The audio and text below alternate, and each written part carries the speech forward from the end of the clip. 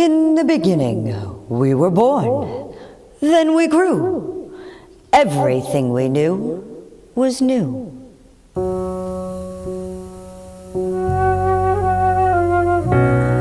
know we can show our children a better future, one that we would all understand,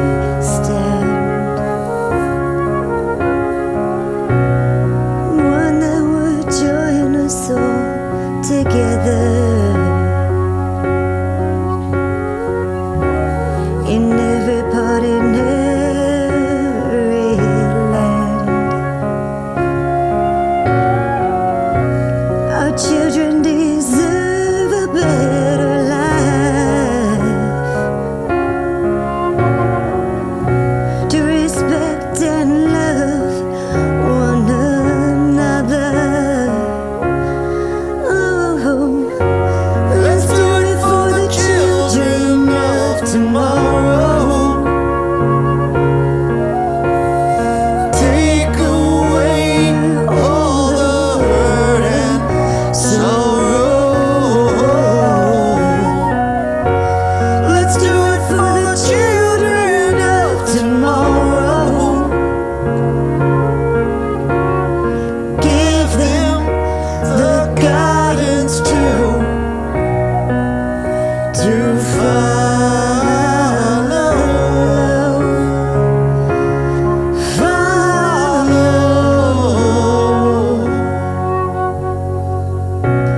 I know we can show our children a better future, one that was right and wrong, a new beginning, a new adventure. Show them the ways to be strong. Our children deserve a better life, to respect and love one another. Let's do it for the children of tomorrow.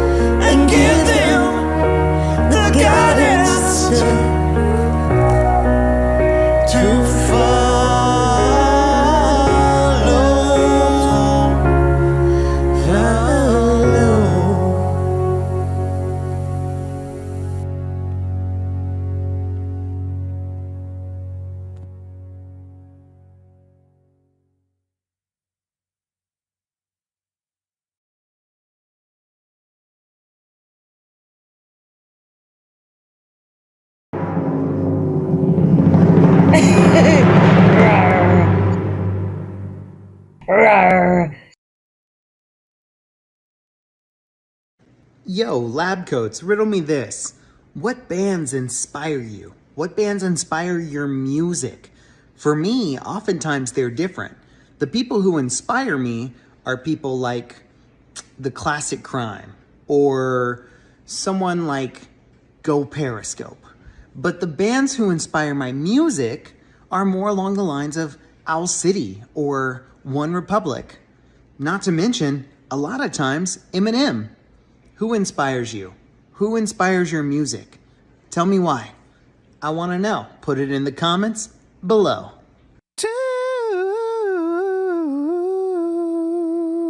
We jump in, we groove, we go big, and then we slow back down and let the rider kind of mellow off the ride.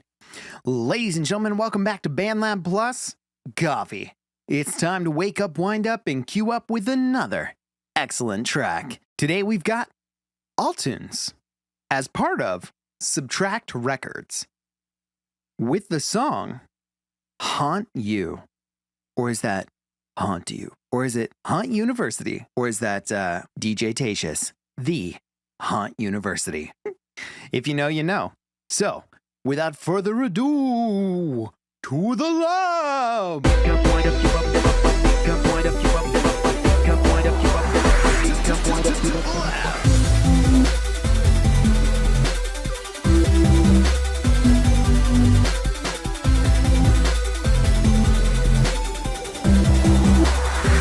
Excellent track. Over here on the lab, we've got HauntU by Altunes as part of Subtract Records. Altunes repping 254 followers, but this guy is focusing more on plays. You can see it in his posts. He's very positive, very much a quick learner, and just is flourishing. So when I say collaboration is key, make sure you keep this guy in mind because he's doing it, and it's sounding good. We've got HauntU over here. Looks like the waveform is super dynamic. We're going to start small and we're going to get big.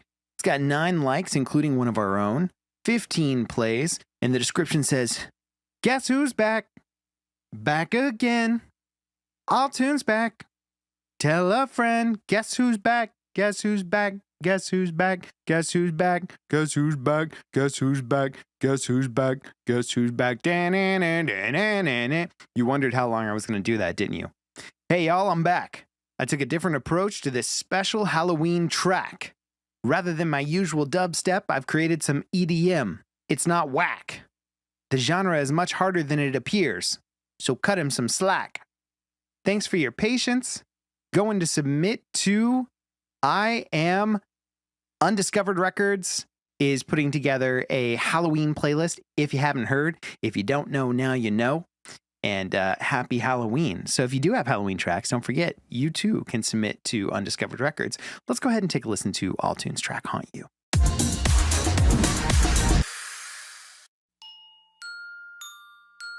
Blue Sky says, "Great haunting intro. Got that hocus pocus musical feel in there too.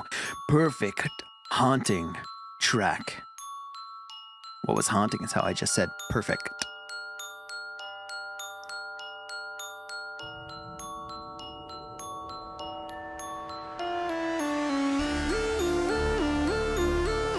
Oh yeah, I feel it. It's getting epic. Oh, nice hit.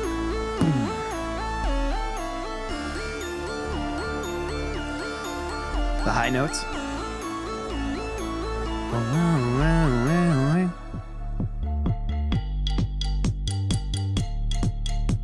I really do like this, but I like the fact that like the xylophone has the island feel, but also could be like skeleton bones.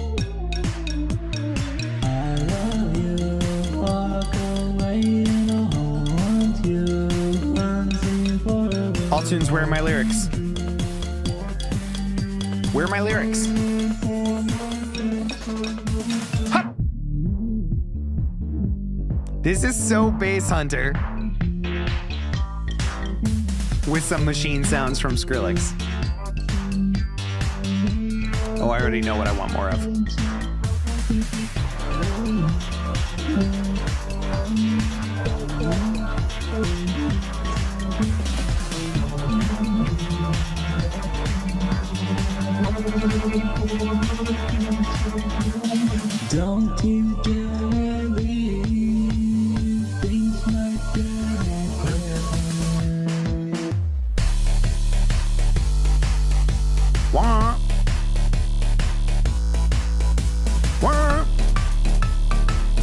Nice. I love how we're adding layers here. That was 2. And we change it. Great job, buddy.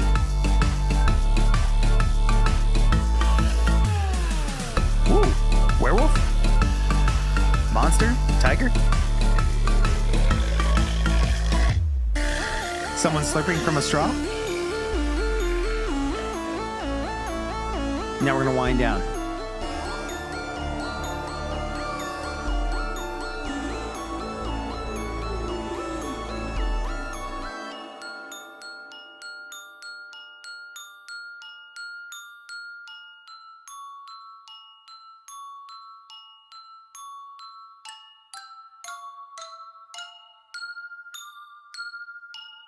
I do very much enjoy the roller coaster. We start, we go, and then we come back. What's that roller coaster that does that? Not the Ring of Fire, but the one that goes and then just becomes a backward roller coaster.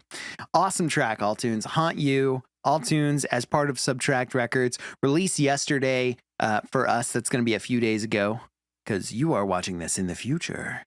But what I will say is that there is so much to love in this track. Let's get to it.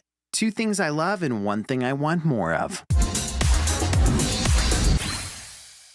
The first thing I love about this track is what I mentioned. We start slow, we jump in, we groove, we go big, and then we slow back down and let the rider kind of mellow off the ride. Starting with these, so I guess the first thing I love is how we ramp up and ramp out. Starting with these chimes or these bells, and then we add the cathedral bells as well.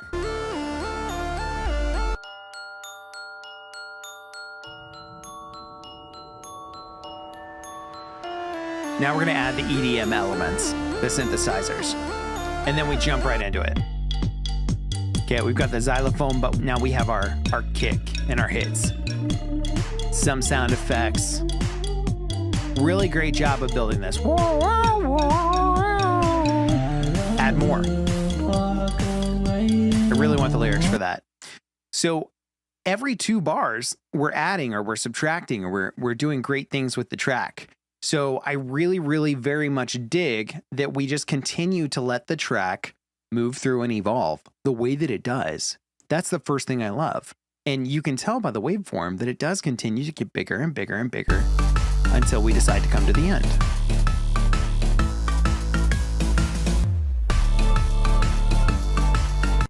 New elements every few bars. That's one thing I really do like. And that includes some of those great transition elements. Boom. Boom. You'll hear those things kind of throughout the song, and those are great as well. All part of the addition and subtraction process to keep us entertained as listeners. The second thing I love may not be what anyone's thinking, but I really love the vocals here. Like I said, they give me this bass hunter vibe. And here's why I said they may not be what anyone's thinking because there are so many elements to the track. But the way that I'm looking at it is the track was designed as this electronic track for these little break-ins. I don't know exactly what the lyrics are because we don't have them here. But what I can say is I can say that it's haunting and it's creepy. And it's with the title HauntU and with it sounding like he's saying, I love you or I haunt you. This idea that you are following them around or it's very disconcerting. It's very creepy and haunting and in a very tense way. So not only that, but we have those bass hunter style lyrics. The way that things fade in, the way they filter in, and all of that just kind of lines up with that sort of a track.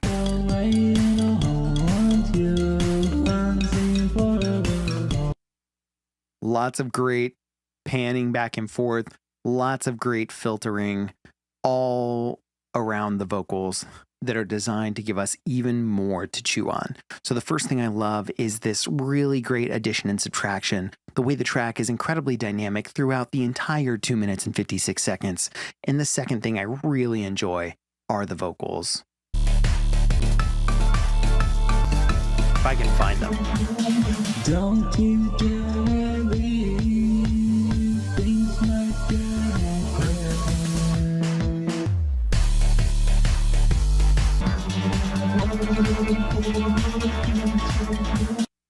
So not only are the instruments and the electronic synthesizers doing different things and being incredibly dynamic, the vocal is being dynamic throughout as well. The way that it's processing, the way that we're feeding it through, and the way that we're performing it as well. And when I say we, I mean Altunes, but the way that it's being performed is also very dynamic. So everything about this track is an excellent roller coaster full of dynamics. And if there's one thing that I preach a lot other than collaboration, it's dynamics in your music and how they keep everyone interested. And this kept me interested from beginning to end. Now, if there's one thing that I want more of,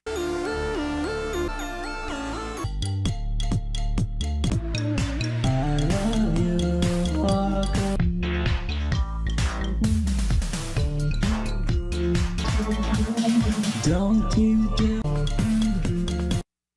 so if there's one thing I want more of, when we get into the vocals 2/3 of the way through the song here, you'll hear kind of what I'm looking for. Don't you dare leave things like that. You can hear that the vocals kind of separate more. And so you get a little bit more of them. So it creates the mix as it stands is a good mix. It's just very amalgamous. There are a lot of things happening at once, and that's really great, and it gives us a lot to chew on. But in this particular case, with everything happening and with these vocals, we may need to make some EQ moves as well as some volume decisions, just as simple as volume decisions, to bring things either to the forefront or behind. What do we want the listener to hear at any given time? If it's the vocals, then we should hear the vocals.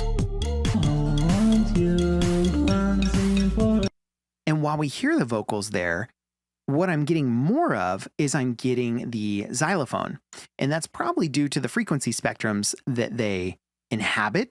But perhaps next time we either sidechain the xylophone so that it ducks out of the way of the vocal every time, or we just turn down the xylophone or take out some of the more prominent frequencies in that, like, I don't know, 1600 to 2000 range that it kind of sounds like it might be hitting at. It could be anywhere from 1 to 2000, but in there is something that is causing that xylophone to poke through the mix and outshine the vocals. So we have to decide, do we want people to listen to the xylophone or do we want them to hear the vocals? If the vocals are just part of the track, then we need to pull them back even further and wash them out even more. We need to make it very clear to the listener what they're listening to at any given time. What do you want them to hear?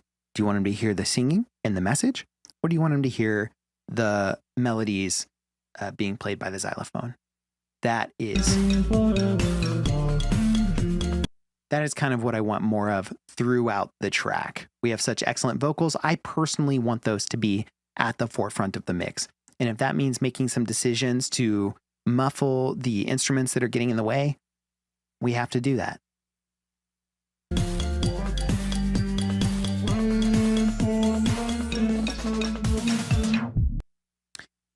And another way that we can really do that, if we want those instruments to shine, anytime there's vocals, we can sidechain the elements that we want to duck out of the way and essentially bring the volume down. And then what we do is anytime the vocal stops and that sidechain stops working, those instruments come back to the forefront. They're allowed to do their thing. So they go from being condensed and put in a box where the highs are lower and the lows are higher, and they just this squished thing, and it's in the background, and then the vocal stops and it goes whoom, back up and really flourishes back to the front. That is probably what I would do here, because you do have some relatively like banging instrumental hits that we really want to hit home. And so it would be really nice for the volume on those to peak up just a little bit more in the mix. So 2 things I love. I love the dynamics. The second thing I love is those bass hunter style vocals and how those vocals also feed into the dynamics. The one thing that I want more of is I want mix decisions to be made based on what we want the listener to hear. That's it. It's an excellent track. Everyone should jump over to BandLab and listen to HauntU by Altunes at Altunes as part of Subtract Records. Great track. Deserves far more than 16 plays.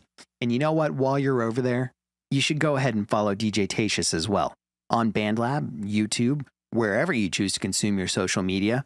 Lots of great things are happening. And, if you just want more BandLab in your life, go ahead and check out this video.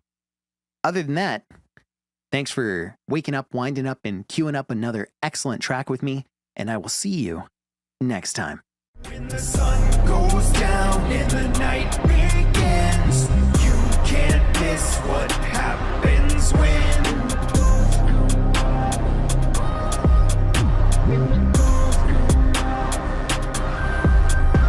the sun goes down and the night begins, you can't miss what happens when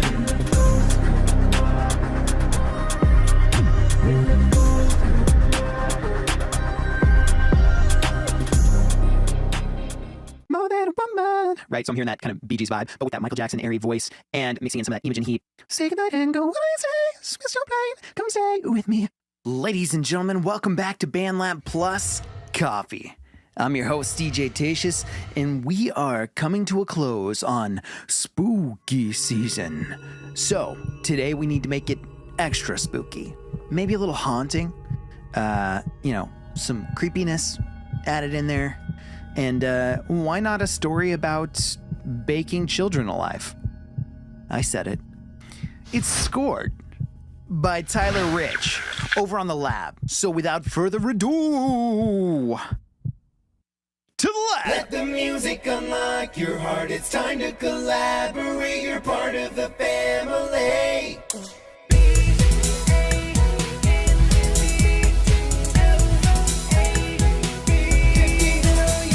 It's time to wake up, wind up, and queue up with another excellent BandLab track.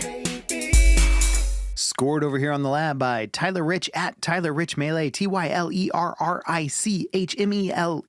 out of Seattle, Washington. We know that place. Reppin' 2,000 followers. And the song itself has 298 plays, 41 likes, including one of our own. Thank you so much for the lyrics. The tale of Hansel and Gretel inspired this song. Enjoy. Hashtag spooky season. Beat produced and vocals are by Tyler Rich. Let's take a listen.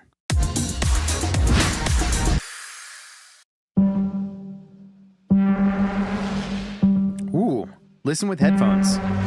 Soon some panning.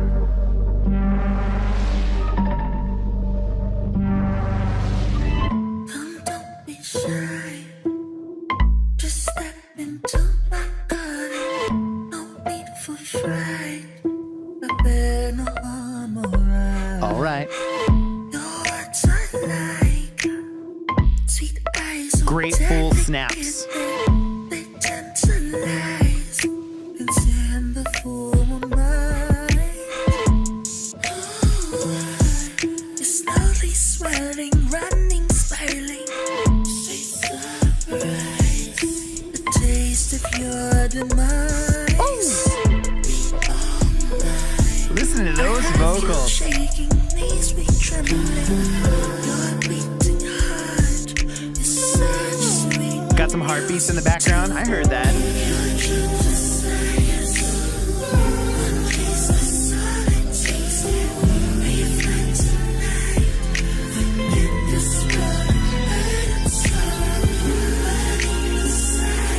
Nice build.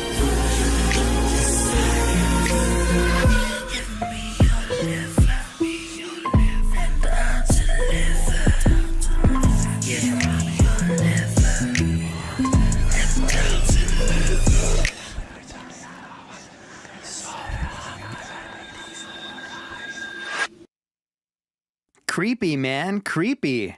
Nice track, though. Tyler Rich was Scored, the tale, or rather inspired by the tale, of Hansel and Gretel. First and foremost, again, thank you for these lyrics. Come, don't be shy. Just step into my garden. No need for fright. I bear no harm, all right? You're what I like. Sweet eyes, so delicate. They tantalize. Dance in full moonlight. Give me your liver and I'll deliver. That's creepy. So let's head over to two things I love and one thing I want more of. Look, the first thing I love about this song is that this track goes everywhere. We start with something creepy.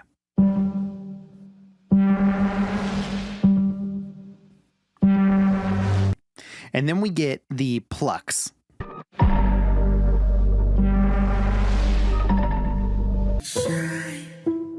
Doom, doom, doom, doom. Not only that, but we get these reverse swells that are creating this tension.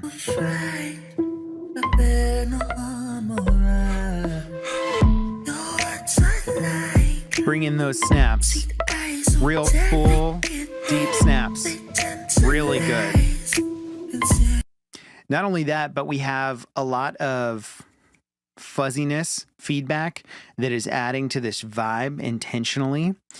But here's where it becomes the first thing that I love. We do have this spooky season vibe, but now when we get towards the end of the track, this truly does almost sound so dissonant, the content from the track. The track brings us to birds chirping, this wonderful flourishing, something victorious, triumphant, epic.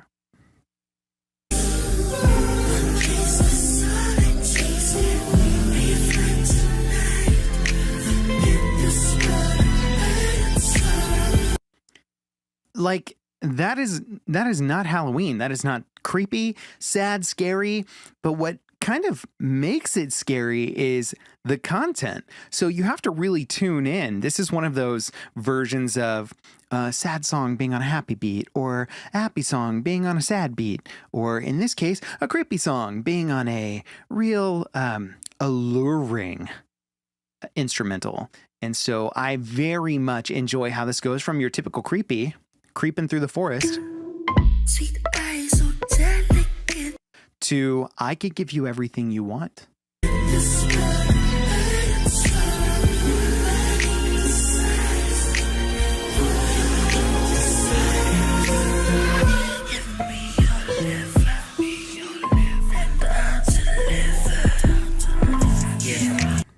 Right, and then we are so triumphant, alluring. Come here, give me your liver. Right, it's crazy, and it's excellently done, brilliantly done, in my opinion. That is the first thing I love. The second thing I love are these lyrics. Tyler Rich is very good at using his head voice to create an atmosphere. It always brings me back to the 90s. It's very airy. It's perfect for this style of vocal, and I just can't ever get enough of these vocals. I have you shaking, knees we trembling. It's like an airy Michael Jackson. Just an airy Michael Jackson. But you see where it mixes in some Imogen Heap as well, as I'm hearing, don't hate, I'm hearing some Bee Gees as well. Not from the vocal, but from the track, and then the vocal all ties in the same way.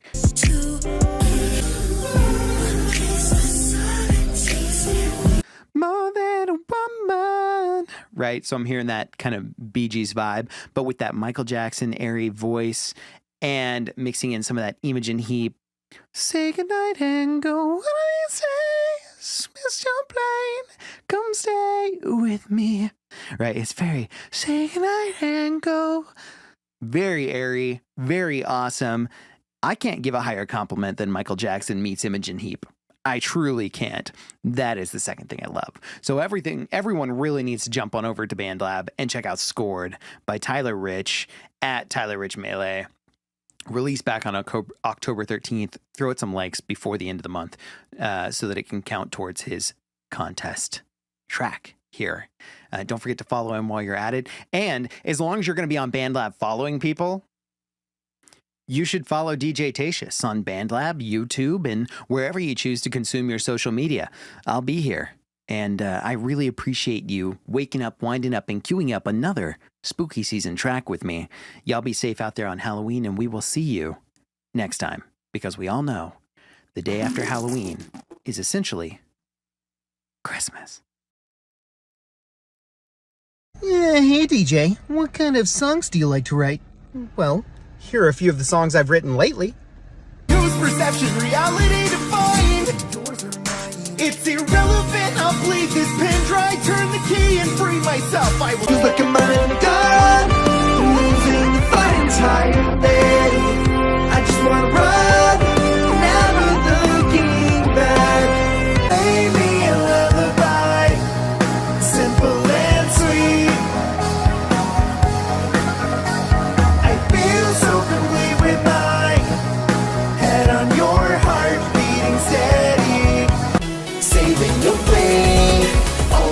opportunity, an ocean of waves, slowly cresting over me, a colorful days, kaleidoscopic memories. I'm not. What do you mean you haven't heard any of these yet?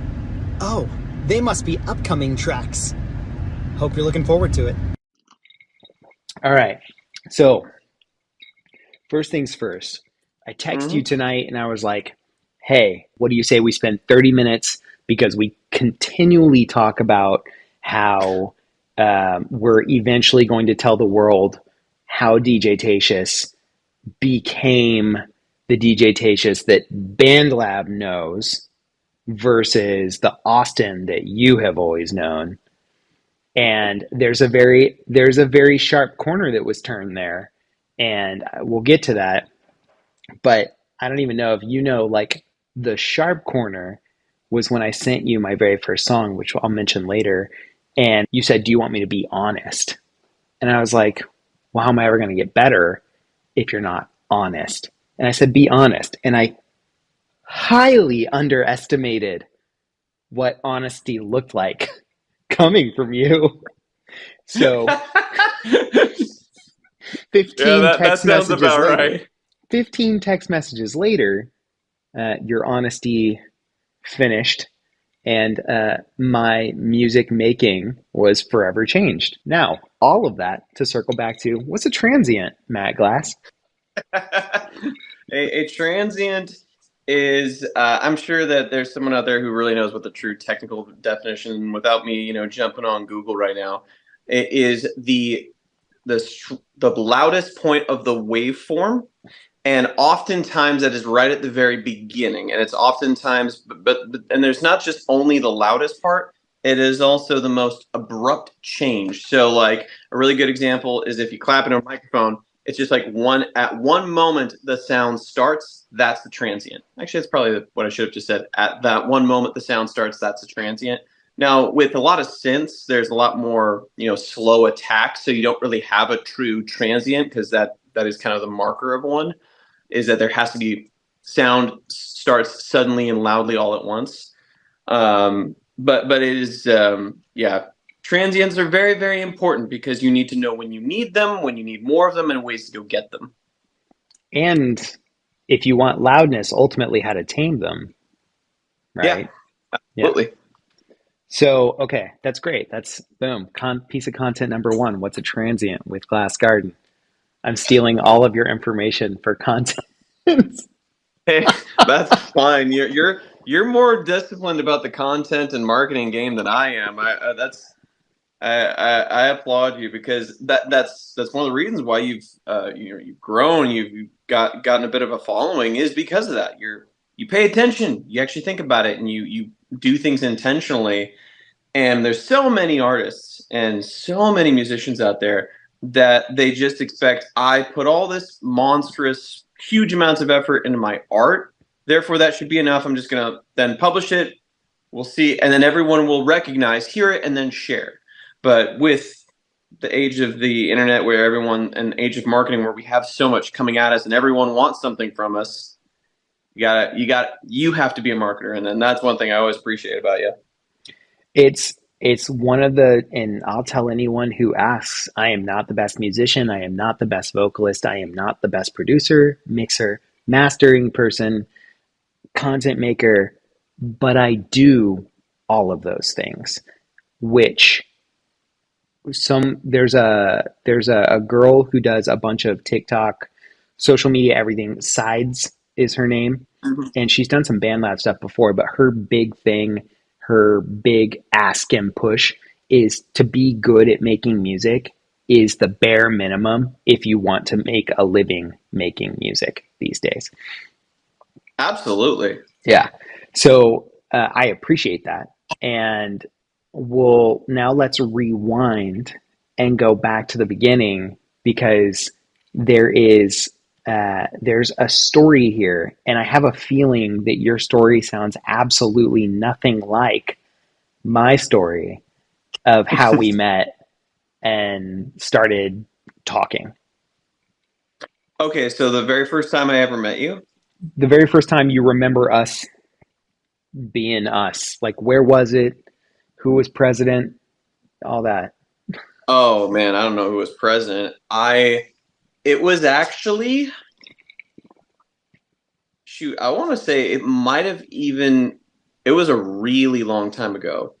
So it was at the Johnson's house. Elise, Camille, um, the Johnsons, they were having some sort of party, or everyone was hanging out. So there's a bunch of kids there, and And to I've preface, we are always both completely different people now than we oh were back then. whoa, light years different people. Like for instance, I think I was actually playing in my first band at that point, and I only played bass. I didn't play guitar. Because I remember meeting a guitar player there that I was like, oh man, he's actually pretty dang good. And come to find out, he'd been playing since he was like 4, which was like, oh dear God. But no, and I remember you because I've always been a kind of like a little bit reserved, but always paying attention to everything that's going on.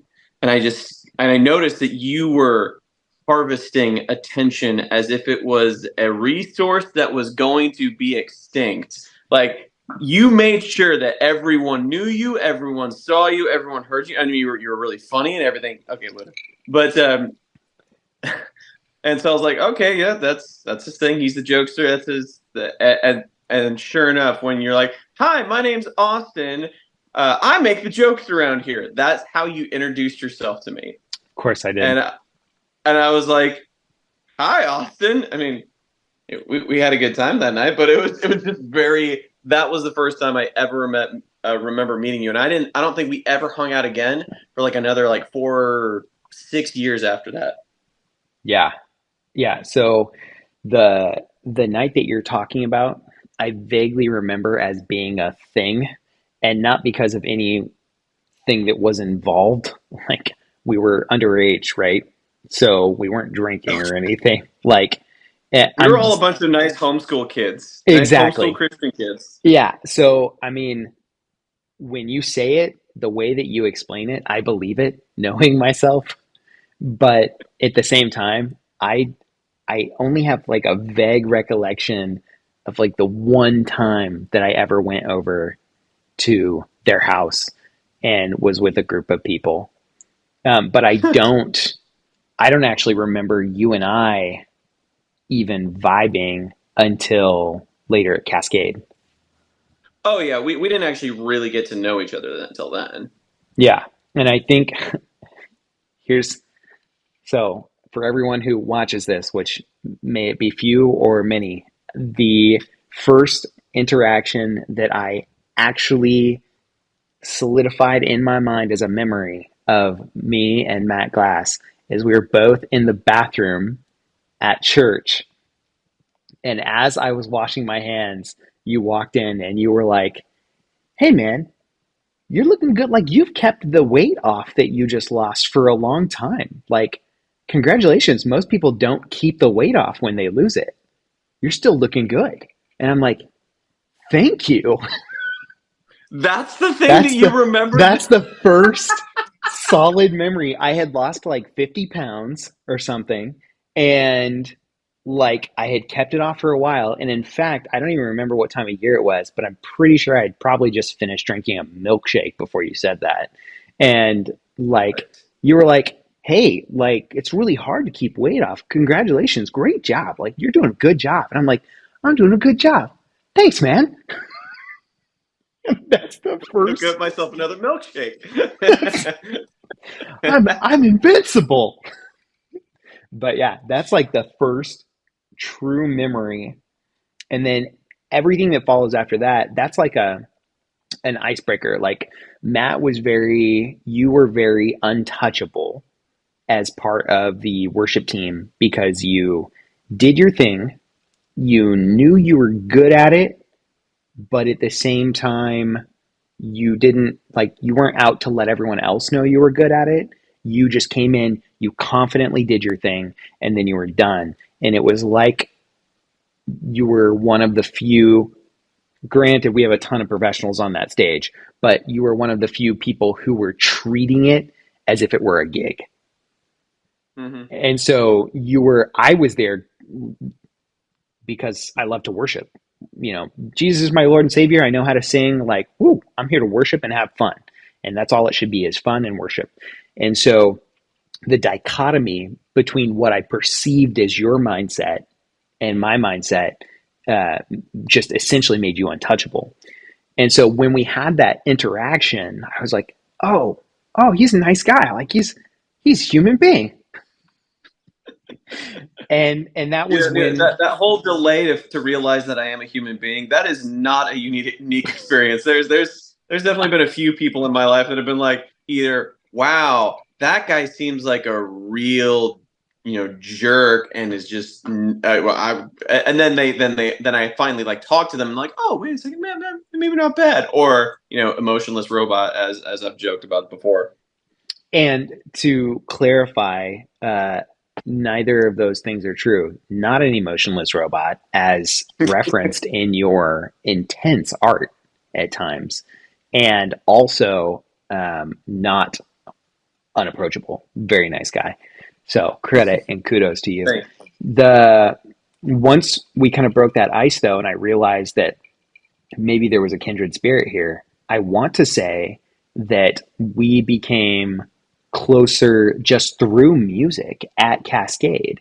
We were both on worship team, and for anyone that doesn't know or doesn't experience church on a weekly basis, worship is, think of it as a concert before reading the Bible at church, but the concert is very much leans into the idea that music really transcends everything.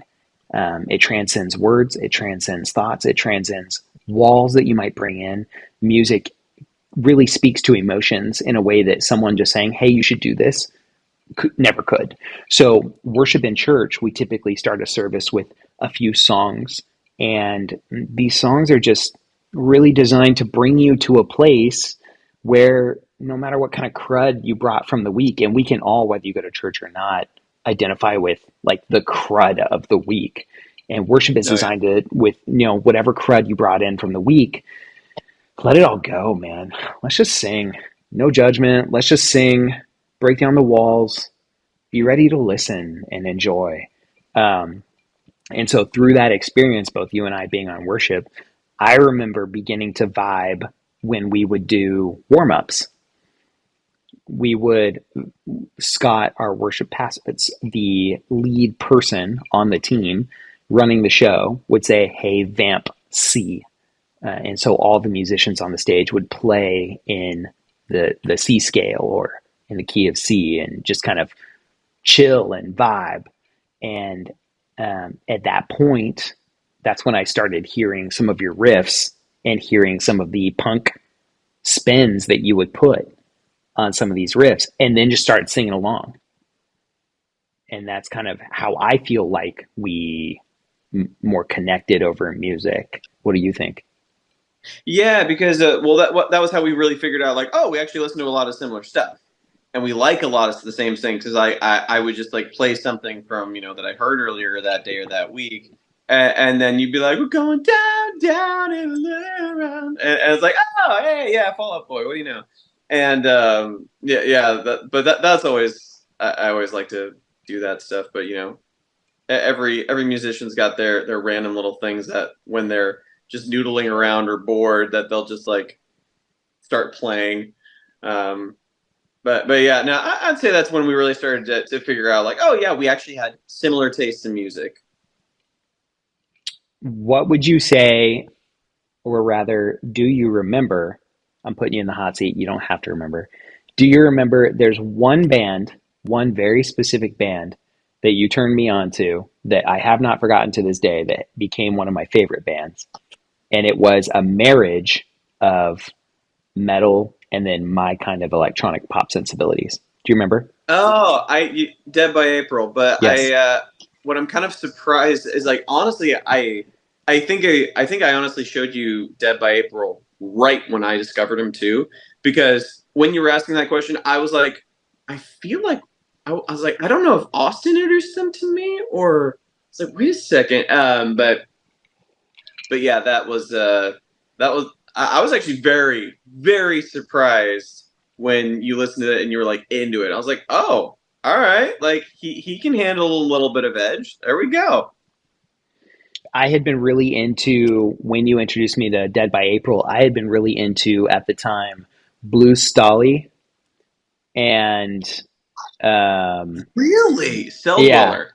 yeah, yep, Cell Dweller. I had just played a rhythm-based kung fu video game on the PlayStation Vita, and I don't remember what it was called, but it had more of those heavy, real transient heavy, a lot of hits in the song, syncopated Hmm. hits, real transient heavy, like rock and metal style music. Not to be confused with true metal, but more on that, kind of like Dead by April, more on that synth metal, melodic metal vibe.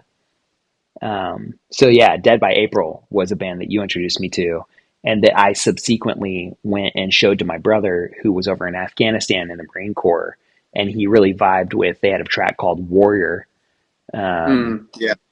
and he really vibed with that. So that was a way that I was able to even take that and show someone else and connect with them on a level that I didn't usually get to connect with them on. So that was really cool. So what do you think, Yeah, no, Matt Glass? What do you think? We went from meeting with two very different memories of how things began to vibing over music on Worship Team. What do you think made it more of a friendship? oh, that is interesting. Um, it was honestly did kind of. I feel like the moment that I was like, oh, actually, like we actually do have a friendship was when I think you had messaged me about. I think it was actually the fact that I don't know if it was that I needed or there was like two different situations where you had offered to help out. I think one was like when I needed like a lawnmower or something for my house, but I feel like there was another one. But there was like one or two situations where you just offering just to be nice and to help out with something. I was like, oh, that's really cool. That's different because that's one of those things. Is like acts of service is a love language for me. Like that's something that I notice. Um, and, and because that's just the way I process the world. So when I remember when that happened, I was like, oh, no, we actually have a little bit more of a relationship than I thought. Cool. I like it. I think for me, it actually goes to music. So after that first time of asking you for your opinion and then allowing you to speak into it with your honesty, it's funny, my primary love language is words of affirmation. So when you were able to give me all 15 pages of notes on my very, very, very first attempt at mixing a song and putting it together and then trusting you with that. But then at the end of it, you were like, no, this is legitimately really good for a first attempt. So after telling me how much it sucked, like you were like, but this is really good. I'm serious for a first attempt. And I was like, well, it was a first attempt and I wasn't perfect my first time, so no big deal. Okay, all right. Well, then if this guy's going to be honest with me and also make sure that I'm not like at the end of the day a pile of sludge with nowhere to go, it's like there has to be like the bait at the end of the hook, right? Otherwise, you're not going to keep following it. The Right. so I think that's when I was like, okay, I can trust this guy with my art, and I started to send you more stuff and ask you more questions and say, hey, I think I'm going to do this, or I think I'm going to do that. And then I think there was one moment where you mentioned something to me and I was like, oh, like this? And you were like, oh, yeah, like I'm surprised you knew that. And I had been actively ingesting like just hours and hours of mix tutorials and just data about how that process worked. And I think at that moment I was like, okay, I can trust this guy. He genuinely loves music, and he has not yet told me to, like, you listened to the things I sent you.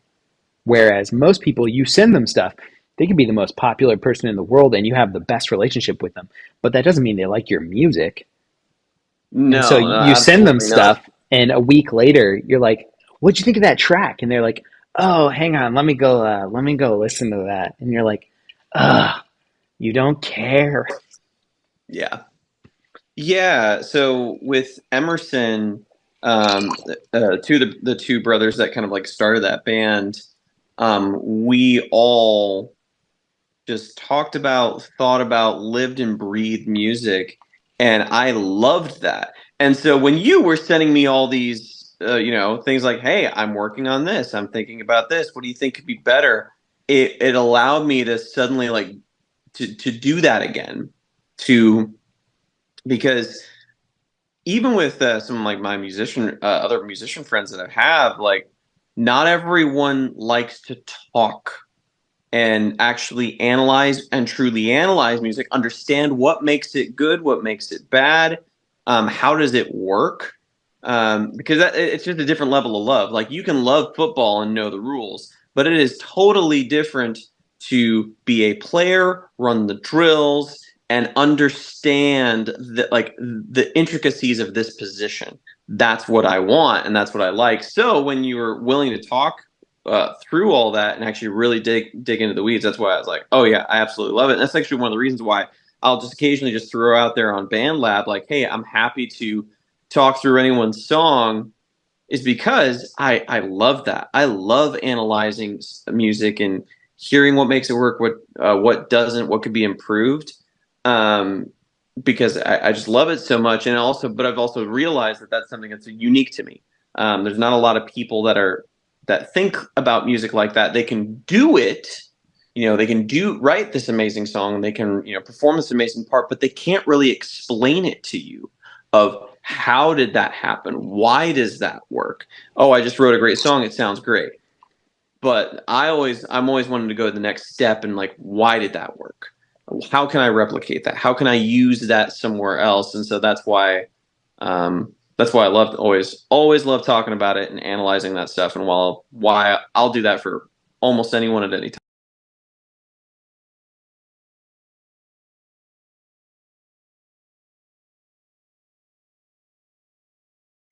Well, then let's transition from kind of how you and I got started, because it's a really good way um, to go from kind of our humble beginnings and still humble mid game that we're at now, but into more of a music setting and less of a social setting. Now, I know that BandLab is a music platform, but also a social platform, which has its risks, right? If you don't focus on the music, you can get drawn into the social, which we've both done an excellent job at sticking to the music, which I think is why we work so well on this platform. Mm-hmm. Now, you mentioned specifically that you're always willing to jump in and chat with people. That was my big turning point when I would send things to you and you would say, "Hey, change this, do this," or, "What do you think?" or "What do we think?" And we started collaborating on the Star Wars track first for the BandLab Mm-hmm. contest, where I sent you what I had and you were like, and then you sent me over 9 tracks of guitar and bass, and that became Death Star Run 4 became our first track together. And then Mm-hmm. from there, we dropped in to, I believe I sent you one of my first contest tracks the following October that I put together all by myself, which turned out to be um, um, the Interstate. My heart was awakened, so was the Interstate. Da da da da Oh da yeah. da da. Right, and then you actually ended up remixing the original Spotify release for that song, or rather, mixing it. And so, when you say that you're always down on a level of intricacy for what you're willing to do for people, has anyone taken you up on the Oh, offer to rip apart their songs in a loving way? oh yeah, no. I would say it's going to be close to a dozen people at this point that Give me 3 they'll names on BandLab. oh shoot, names. I most of the time I actually don't. Most of the time, it's something that I throw out there to just a band lab in general. A lot of times, it's people that I don't interact with routinely. That's Okay. one of the interesting things. Now, like one person, Ms. Amy, like she actually sent me a song and asked me to critique it, and but that was, but that's one of the funny things is like she's actually a little bit more of an exception. Most people, it's people that have never interacted with me, not haven't done anything with me, and they just send me their song and I'm like, okay, hey, tell me what this is, tell me what you think. Which is, but like I said, because I'm happy to do it for anyone, that doesn't bother me. But obviously with Ms. Amy, because I've followed her for a little while, we worked together on a song, well, actually technically now too. Um, I know her a lot better as far as a vocalist. I know what she does, I know what she brings, but also one of the nice things is when I get to know people a bit more, like with you, is that I know their limits better. And I also know, like, okay, you can actually go farther in this direction. I am confident of that. With my experience of growing up in a musician household, living next to a professional musician, and well, several actually, now that I think of it, and then also always being involved in music, always knowing musicians, getting a music degree. I know these people and I know these skill sets, and so now I have a little bit more confidence in my age and experience to say, hey, you can do better here. I think that if you pushed in this way, if you tried to learn this technique, the art that you are creating now will be even better. Okay. Within that being said, what would you say was the worst thing about my music before you started giving me input? Or if you can't think of it right off the top of your head, which I'm sure there are plenty of things, what would you say is the most improved element based on your critiques? So the thing that you've improved the most, you've improved your mixing capabilities by leaps and bounds. You honestly, there are guys.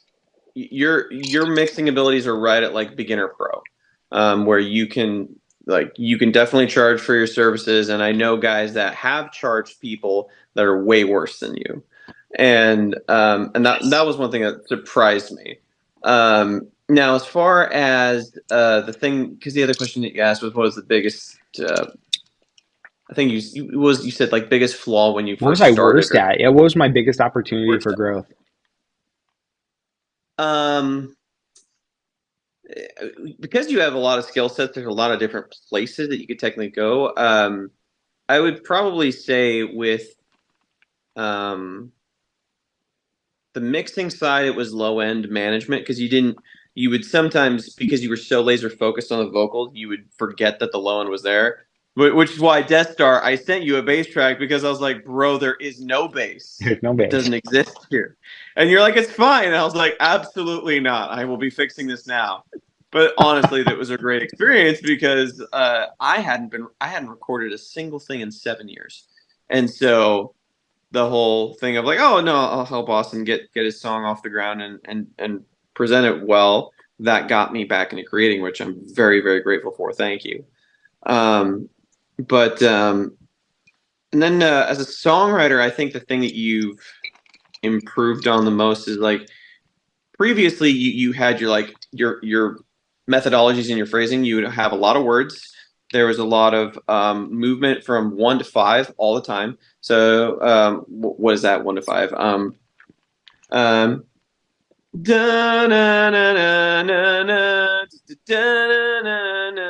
like you previously that was the only thing you ever did. Sounds like a good song to me. I mean, there's a place, believe me, like pop punk is basically a lot of that.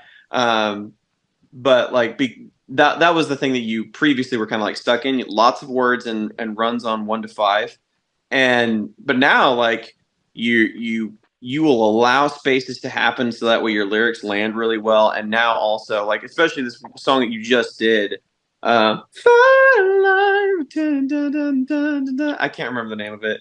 Bloody Van- Mary. Yeah, Bloody Mary. That's right. I was like, I was listening. I'm like, I'm so proud of him. Like the spacing's different. The range isn't where you normally live at all.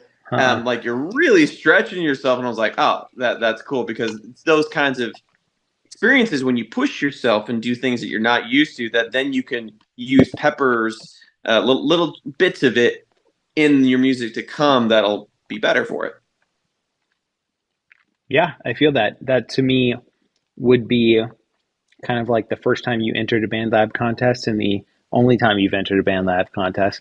And in fact, you won that BandLab contest um, with "You Part of the Get reason why Me." it's like I don't want to go in again because I don't want to ruin the perfect record. Look, I've won every contest on BandLab I've ever entered. Okay, um, but "You Get Me" was very much a pop song, like, Yep. and that's what it was. But now you're releasing an album in what is it, a week and 3 days, Yeah, with November 1st. Mr. Robert Gregory, um, Worlds Collide, a metal World's album, Fight. and Yes, it is. it is in fact very metal, It's melodic very metal for related sure. to Dead by April, actually, which is kind of Yes, interesting. yes, I do. I hear a lot of Dead by April, which is something I appreciate about you because there is, man, who's the band I'm thinking of? I'll let it go if I can't come up with it in like 2 seconds. No, I can't. There's a band that I'm thinking of that's just like straight death metal, and they have a song called like "Raining Blood" or something. I can't. It's like Raining Blood. Oh it's my gosh. um Is that Whitechapel? Raining Blood? no, it's not Whitechapel, but Oh my god. it's like a, Anyway, yeah, I super should know that. popular late 80s. But anyway, the I very much appreciate that there is a modern sensibility about your metal music, you and Robert Gregory. That you guys have created a space that is this fusion in the best way. So you don't go Justin Bieber, but you also don't go Raining Blood. Right? You Yeah. you're like in the middle. You've got the really cool verbs, the really cool synths, and the synths are usually stabby while Hmm. everything's chugging in the background. And you've got the synth doing the right, and so it's carrying Hmm. that vibe. So Worlds Collide is going to be awesome. But the only BandLab contest you've ever won or entered has been with this really soft pop song where you explored a ton of, was it falsetto or were you just really reaching and letting Waves Tune do the work? Oh no, that was mixing. So I don't know. That's the only way I've know how to describe it is it's basically using my falsetto and head voice, but instead of pushing air a little bit lower to hit a lot of to get that airy sort of like it's pushing the air higher more towards my nose, and then it's like yeah, and it's really it hits the same note, but it one's got power clearly, and then the other one sounds like nice and fragile. So that's what that was. Okay. Okay. I like it. So no contest tracks this month, No, but when are we going to see your next contest entry? honestly, it's going to be one of two things. The more likely is if I just decide like I want to go focus on contests, then I'll start entering them. Um, the only other thing is if I get bored or feel like I've got, where did the I balloons come have from? no idea where the balloons came from. I have no clue, but I'm just gonna congratulations. say you're the one that had your Nope. hands I on the got keyboard. I got a drink in one hand. And I got one hand in my pocket and the other one's waving a peace sign. Yeah, sure. But the only other reason is if I truly do get bored or like I don't have like things that I'm working on. That because that's one of the reasons why there's a lot of people that know this is I've said no to a lot of stuff recently, like a lot of collab requests and a decent chunk of paid work as well. Because I have a backlog of ideas that I was just like I have to get through these, and so if I find when I finally work through my backlog, which is going to be a while, and I'm bored or I'm deciding to focus on contests, that's when I'll actually jump back in. It's part of it is like I get too excited about my own little creative endeavors to even notice what the contests are. That's fair. That's fair. I'm sure that you would have never entered the mix build better with BandLab, whatever the contest you won was called, had I not been like, go do the contest month after month. But it was like 5 days. You made that song in like 5 days? 3 days? Yeah, you get 2 me. It days? was made in 5 days, mixed in everything. Yeah. And that was the thing about it because you know the platform better than I do, and you know how the stuff works. So I just remember very clearly asking you like, I actually wait a second. Actually, one of these tracks I like the prize. Like I like the idea of working with Zach. Like that'd be really cool. All right. Well, so I need to get this thing written, but I know I need to be has to be out so that way people can hear it. How much time do I have? You're like, you need to get it done like Sunday. And I was like, oh, Like, oh, it's okay. Saturday night. And I was like, all right, how? And then by some happenstance, I was able to convince myself that I was like, you know what? No, because normally I'm so of the opinion of get everything right, rewrite the parts, re-edit things, remix things. Like the art that you release must be good and you must be proud of it because I have released art that I was not proud of and regretted it. And so I'm like, I will not do that again. But in this situation, like this is just for BandLab, it's just for a contest. You know what? Let's just go for it. And the rule is like I am not allowed to second guess a single decision because that's what delays me. And one of the things, it was hilarious because I think even like a week or two before this, I was talking to you about some melody line that you wrote, and I was like, dude, like just take it down a step, like why not? You're still in the songwriting phase, like who cares? Like you don't need to sing that high, like. And then I wrote that chorus, and I felt like a complete idiot because I was like, that chorus is so high, like this is ridiculous, like this isn't a pop. But I was like, but nope. Rule number one, I can't question my decision. And that was the chorus. Super dynamic, though. I mean, the song goes from really kind of in your wheelhouse, like na na na na na to na na, like a ton of dynamics and really airy and not overly complicated. Whereas I know that a lot of stuff that you do is it's technical, and you do that because you understand the technicalities behind it. Music theory is a thing that you know.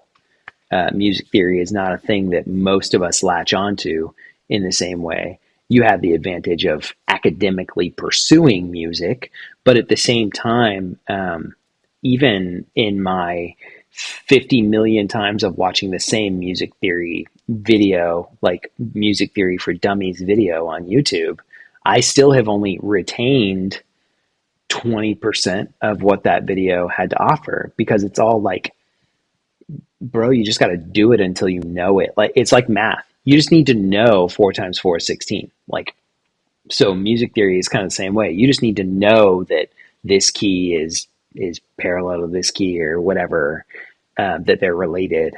And then so you have the awesomeness to be able to tap into that on a technical level where you say, I'm doing this because this, and I know it's right because these rules, and I know I can break this rule because I know these rules. Whereas some of us run through the school hallways not knowing that you're not allowed to run through the school hallways. And we're like, and they're like, detention. They're like, why would you even give me detention? What do you mean there's a rule that you can't do this? And you're over here like, someone just got caught. Now I can break this rule and go. because they're not looking, right? It's a very great skill to have, and one that most artists, with the advent of social media and going viral, one that most artists, quite frankly, don't invest in is music theory. So good for you. And I will continue to just sing my melody line and then change the key in the auto tune until it goes to all the right notes. It's like, am I singing in C? Nope, the auto tune went to a bad note. How about D? Is it a minor? Is it? And then eventually I click on the correct key and everything Oh my sounds gosh. beautiful. And I'm like, excellent. I am a master. I mean, isn't that how auto tune works? Oh my gosh. I'm hearing that. I'm just, it breaks my brain just a little bit. Um, yeah, I there's been so much that I've learned from you, and I very much appreciate it. I not only do I appreciate the music, though, I appreciate your friendship apart from the music. While the music kind of is what ties us in this ongoing ecosystem that we've both invested in BandLab. Um, Now that being said, my biggest thing in music that I don't see enough of with professionals in the music industry is transparency. Every Mm. professional will release 100 YouTube videos saying, this is how you do it. These are the rules. Don't ever break them. This is how I mixed this. I've even watched, not Chris Lord Algae, but the other Algae Oh pr- yeah. produce for Angels and Airwaves the track Everything's Magic, and he'll go in there and just kind of start pulling faders and be like, this is why I did this, and this is how I just felt that day. And it's like, bro, I know you did not create I Empire by just adding a compressor and compressing things on a 12:1 ratio. And like we're all supposed to believe that's how you got that amazing sound with one plugin. So with transparency being my biggest thing, being brutally honest in a way that only Matt Glass can be, what is the biggest concern you have with the majority of the mixing? Because we can't, as vocalists, we can't change our instrument. That's not a thing. We can learn to use it, but it's the instrument that God's given us, so we work with it. So what is the biggest mixing concern that you have with the majority of people working on BandLab, and how do we fix it using the tools within BandLab? The biggest mixing issue that I hear with people, and how to fix it. So I think the thing that I hear the most uh, problematic with people is how they place their vocal. Because most people, it's like, they're a rapper or a singer. That's most of the people on BandLab. Fair. And then they want to write songs, so that's why they're using other people's tracks and to sing and do this thing on it. But then when it comes to the production element of, okay, how do I sing on this and then mix it so that way it fits with the rest? That's like the most common thing, because then it starts to, because you don't want your song to feel like it's karaoke. And so the thing that I hear most of the time is that people's vocal just sits on top and it sounds like the track is underneath.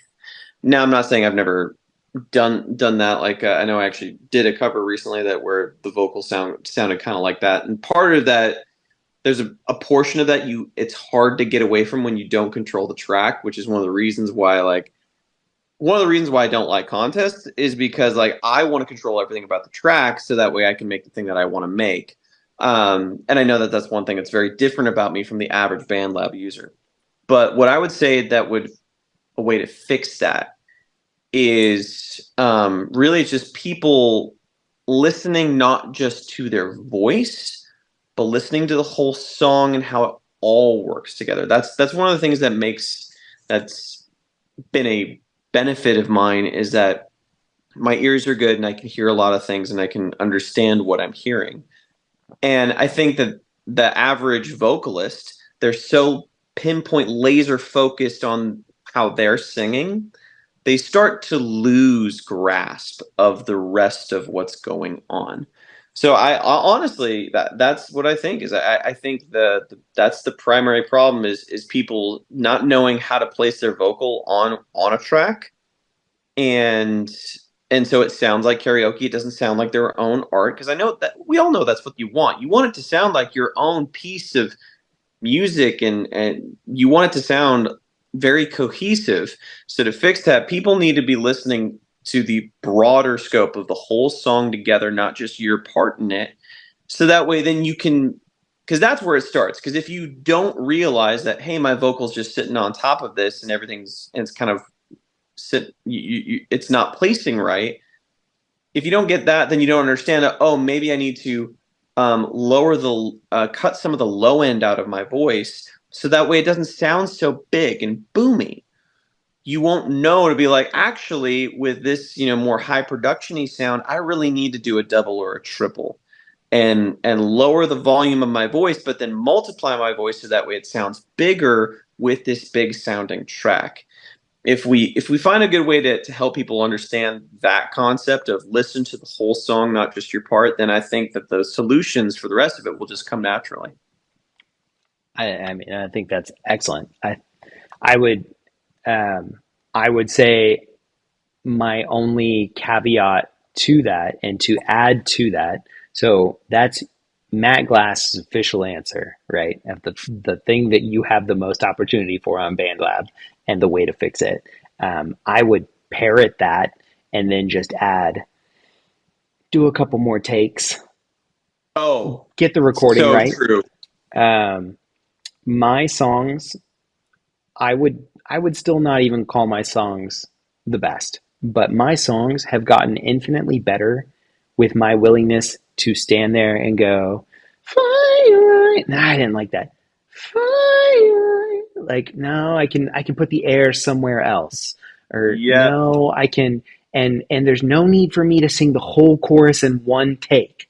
All right. Maybe Nope. my first take is the whole chorus to get the timing right. But then I need to go back and do what we call comping, where I just sing parts of the chorus. And I know that in BandLab, it's not super intuitive, but it is 100% possible, as long as you are writing your words to not take up too much space. You can sing 3 words at a time if you need to.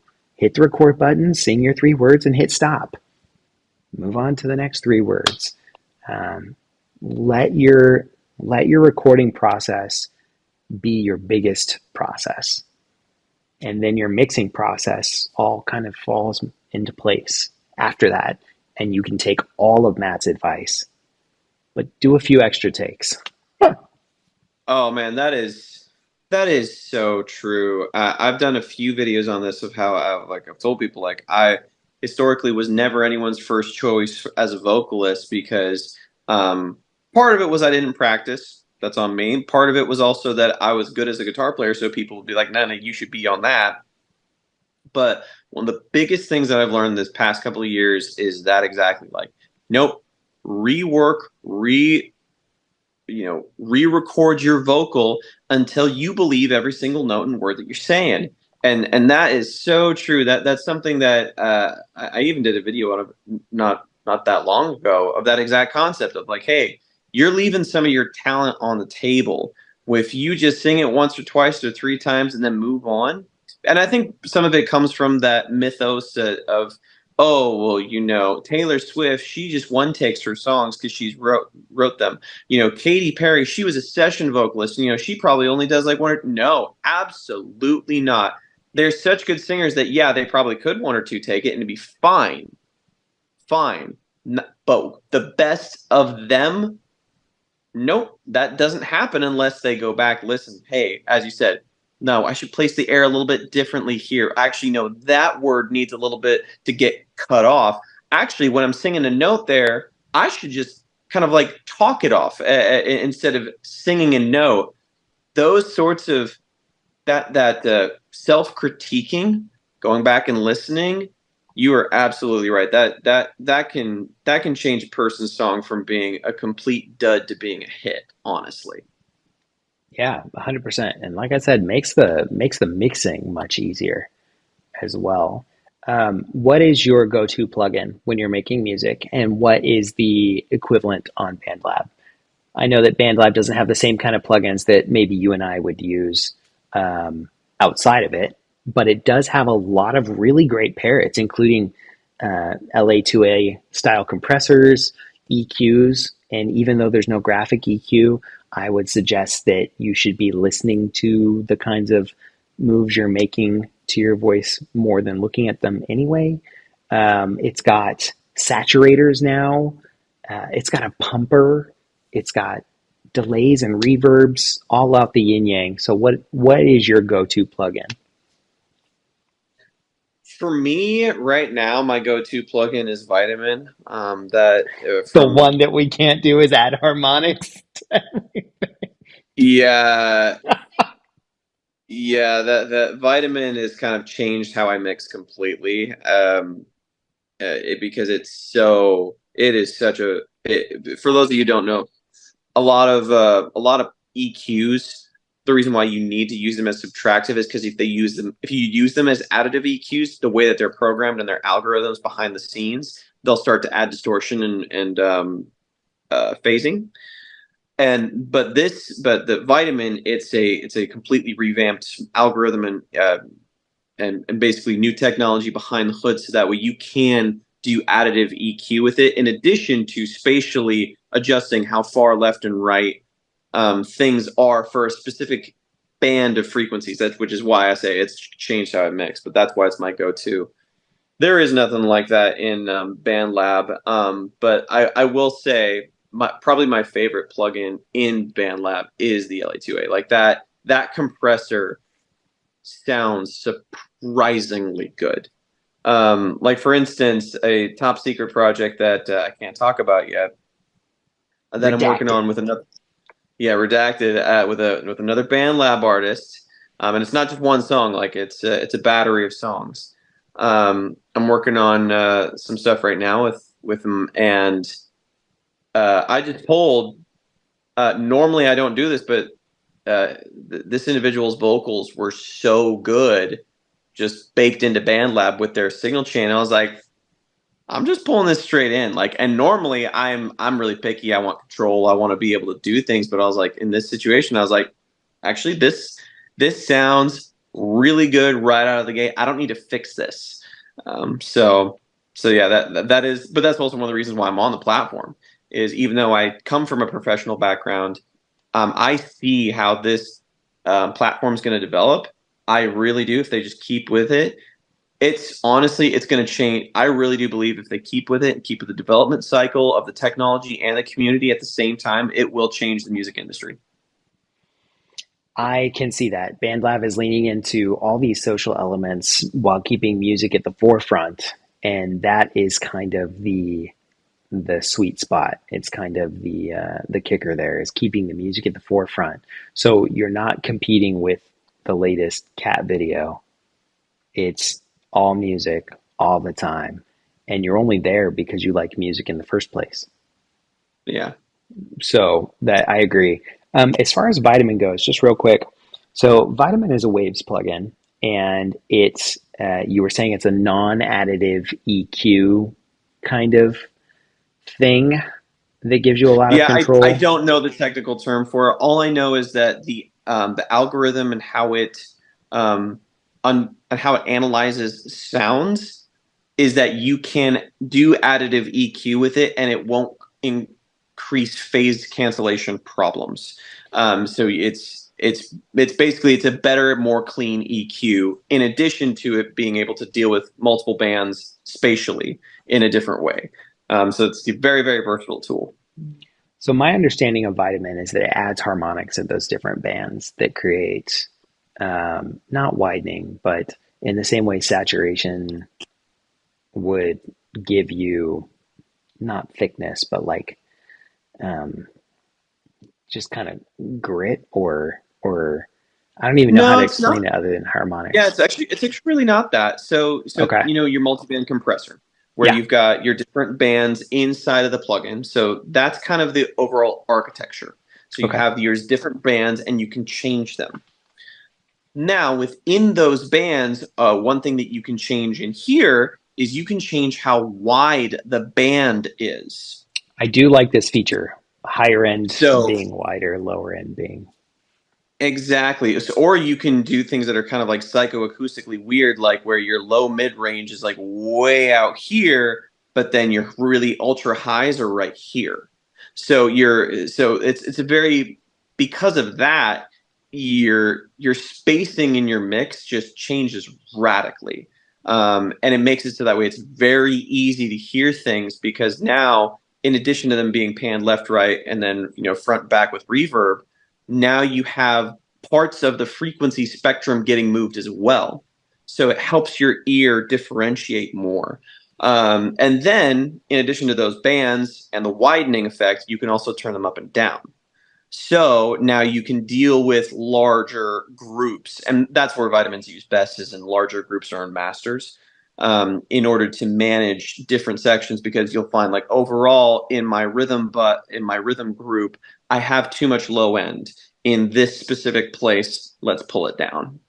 You mentioned something really interesting, and we'll only touch on it briefly, and I'll let you go. It's 11:11 here. Make a wish.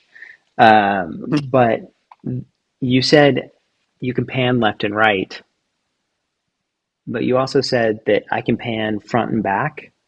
What'd you say about that?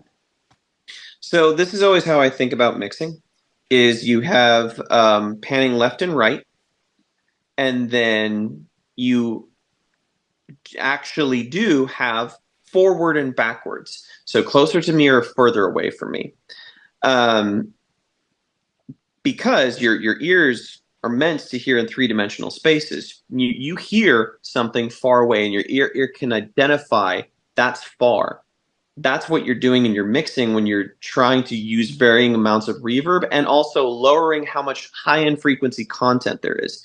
High-end frequency content gets absorbed faster, so you will never hear that when something's far away. So if you're using EQ, that can make something feel further away if you have lower high-end. Another thing that will make something feel farther away is more reverb. Hey, it just seems like I'm hearing lots of reflections of the sound with the sound. That's what reverb is. Those are things that help you when you're placing things in a mix. You can decide, lead vocal right up here. Maybe your kick is even closer to you, like, because it's like there's really, really dry. But just that difference of from here to here, I can now separate the two better, because of the kick has that really, like, hard transient of the top high end that's really, really bright. The more bright it is, remember, it's going to feel closer. But then your vocal is a little bit back here, but because they're not stacked on top of each other, your ear is able to differentiate them better. So that's how I describe left, right, forward, backward, in a mix, and something that I think about when I'm sitting at my mixes. So you're saying that not only can I pan a track left and right, but using reverb, I can bring things backwards or forwards, depending on how I use reverb it. and a little bit of EQ, but yeah, both. I don't know. I think that's valuable information for any mixer to know. I just wanted to throw that out there. I heard you say it, and I just wanted to kind of, I hear a lot of very loud reverb, as if we're focusing on the FX and not focusing on the vocal. And I think a lot of people, because BandLab doesn't have auxiliary tracks in the same way, I think a lot of people focus on just baking it all into their vocal, right? We just add reverb, hopefully to the end of the chain, depending on how you put together your chains, but we just add reverb and we let it fly. And then it just rings out and creates these resonances. Whereas what Matt was saying is, using reverb on your background vocals mixed with EQ can actually move them back further if you want to. Or, in fact, one of the things I love talking about on BandLab plus Copy is dynamics. The idea of having a whole entire song that's upfront and in your face and quiet and acoustic, and then you get to a bridge and you use EQ and reverb to move yourself way back and put yourself in a totally different space. Suddenly the listener goes, "Oh, this is cool." Yep. because you re-engage haven't the overused it. giving them something new to like, oh, now you're listening further back. That's the weird little psychological cue that you're giving them. Yeah, exactly.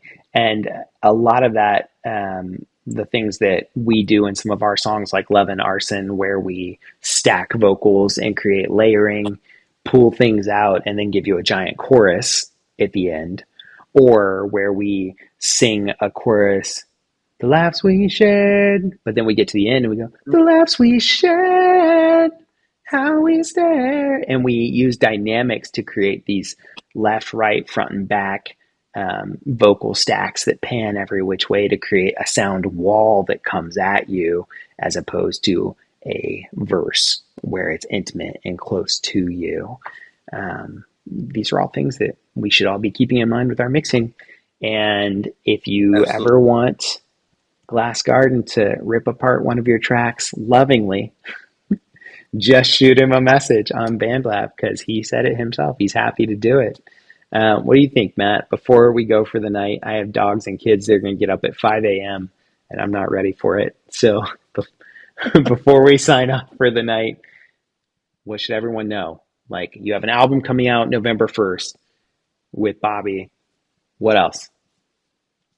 That really is the most important thing, is that we've got that album coming out. That's the thing I'm really focused on and talking about. There's more music that's on the way.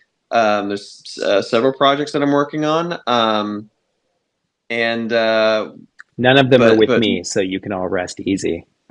Well, and none of them are ready to be talked about either, because like they're not finished. So it's like, so yeah, it's all about When Worlds Collide, November 1st. When Worlds Collide, November 1st. Full-length album or EP? Full-length album, right? Oh, it's full-length. It's That's what I thought. 13 songs. Okay. And, you're doing a listening party on Angified. Mm-hmm. When is that listening party? Oh, that's something that me and Bobby, we haven't figured out yet, because we realized that with all the different time zones involved, we had to get a little bit more coordination. But it will be a weekend right around then. A weekend around the album release, When Worlds Collide, listening party, where you guys are going to go through all 13 tracks. Are you going to give your thoughts on them? Are you going to listen together? Oh no, we're going to be talking, because I'm going to be too excited, and then also it's always interesting hearing what Bobby starts with when he like shares about like his creation process, and it's always really, because like, oh, I will then like remember like, oh yeah, like when I was working on this part, like this was super difficult, or so yeah, we'll be sharing our experiences with the songs as well. Cool. So in the meantime, everyone should jump over and not only follow Glass Garden on BandLab, but if you don't mind, follow DJ Tatious as well. Angify has an interview, multiple interviews with Bobby. One interview so far with Glass Garden, correct? Correct. On her channel. There's an interview with DJ Tatious. But the important part is that what Matt was talking about with Bobby, those interviews, you'll actually get kind of a hint into their songwriting process for this album. Bobby is super excited about it, which I love to see. I love when people are excited about their art. And the way that he talks about the collaboration process of, oh, I came to him with these ideas, and he was like, do you mind if we try this? And I was like, heck yeah, we should try that. That's kind of parrots anyone who works with Glass Garden. The idea that you can come to him with an idea and that he can go, well, what if we do these 5 things? And you can always trust that it will be for the better, even if it's not part of your original vision. So go follow him, follow DJ Tatious, and thanks for watching. If you made it to the end of this conversation, I wouldn't even call it an interview, just a conversation. Yeah, if you've made it to the end of this conversation, congratulations. Congratulations. You are a lab coat. And, why don't you guys go work on your projects? To the lab. Just for the promo. It's all about the promo. All about the promo. That's 100% accurate. It's all about the promo, so stay till the end. It's never gonna come out anyway. Alright. I know. Honestly, I was expecting this to be released it had to be before winter, but now it's gotta be a summer song. Light a fire inside my eyes.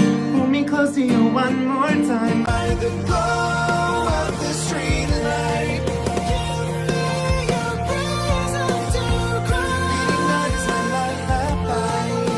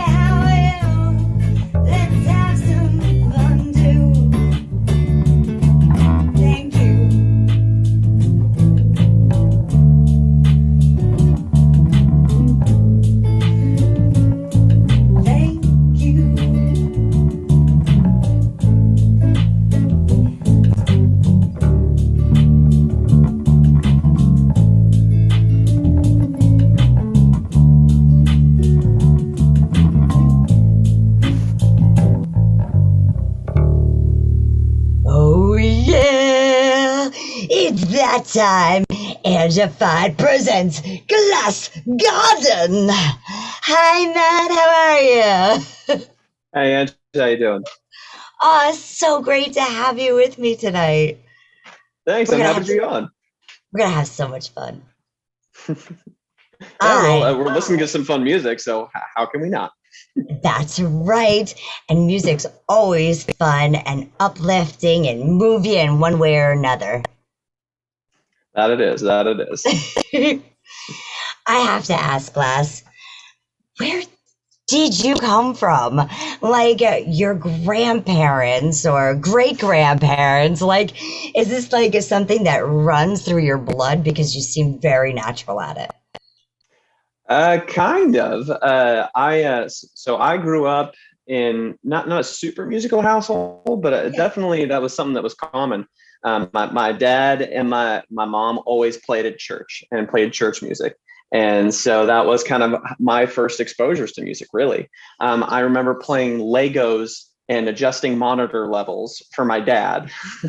And so it's kind of something that I've always been around, and it's in particular something that was actually kind of kicked me into high gear. Really was the fact that we lived next door to a family that truly was a musical family. The father, his name is Jeff. He was a professional musician off and on. He was actually an engineer by trade, but he played a guitar incredibly well. And then the kids, they all still play music. As a matter of fact, one of them, he's a jazz pianist in Seattle, one of the best that I've ever heard. He's got somewhere around 300 to 500 songs memorized in his head that he can drop out of thin air. So like that's the kind of people that I grew up with, and so and of course, so that's kind of how I got fostered into music and how I all got started. Well, how can I rent your bubble? Because that seems so awesome. Surrounded by all of that and all the different like types of music and genres. That's why you play so many different things. Yeah, I do. I love a lot of different kinds of music, and I love it enough that I want to write a lot of different types because there's more than one. Absolutely. And so you said you started out in like choir with church, right? Yeah, actually, the first musical group I was ever a part of was a choir. Nice. Nice. Did you play any instruments like in the choir? Because like sometimes they include in church. No, not as much. The first thing I ever really did was I did.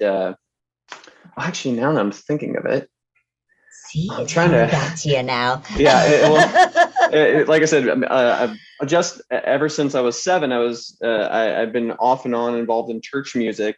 And I've been part of like a bunch of like different children's choirs, but where I started actually getting serious was when I tried. I decided that I wanted to learn guitar when I was 12, and too many strings confused me. So then, like 6 months after that, I put it down. And I was like, wait, bass has 4 strings. I can handle 4 strings. So then I started playing bass in a garage grunge band with me and my next door neighbor. He was the drummer, and then another kid.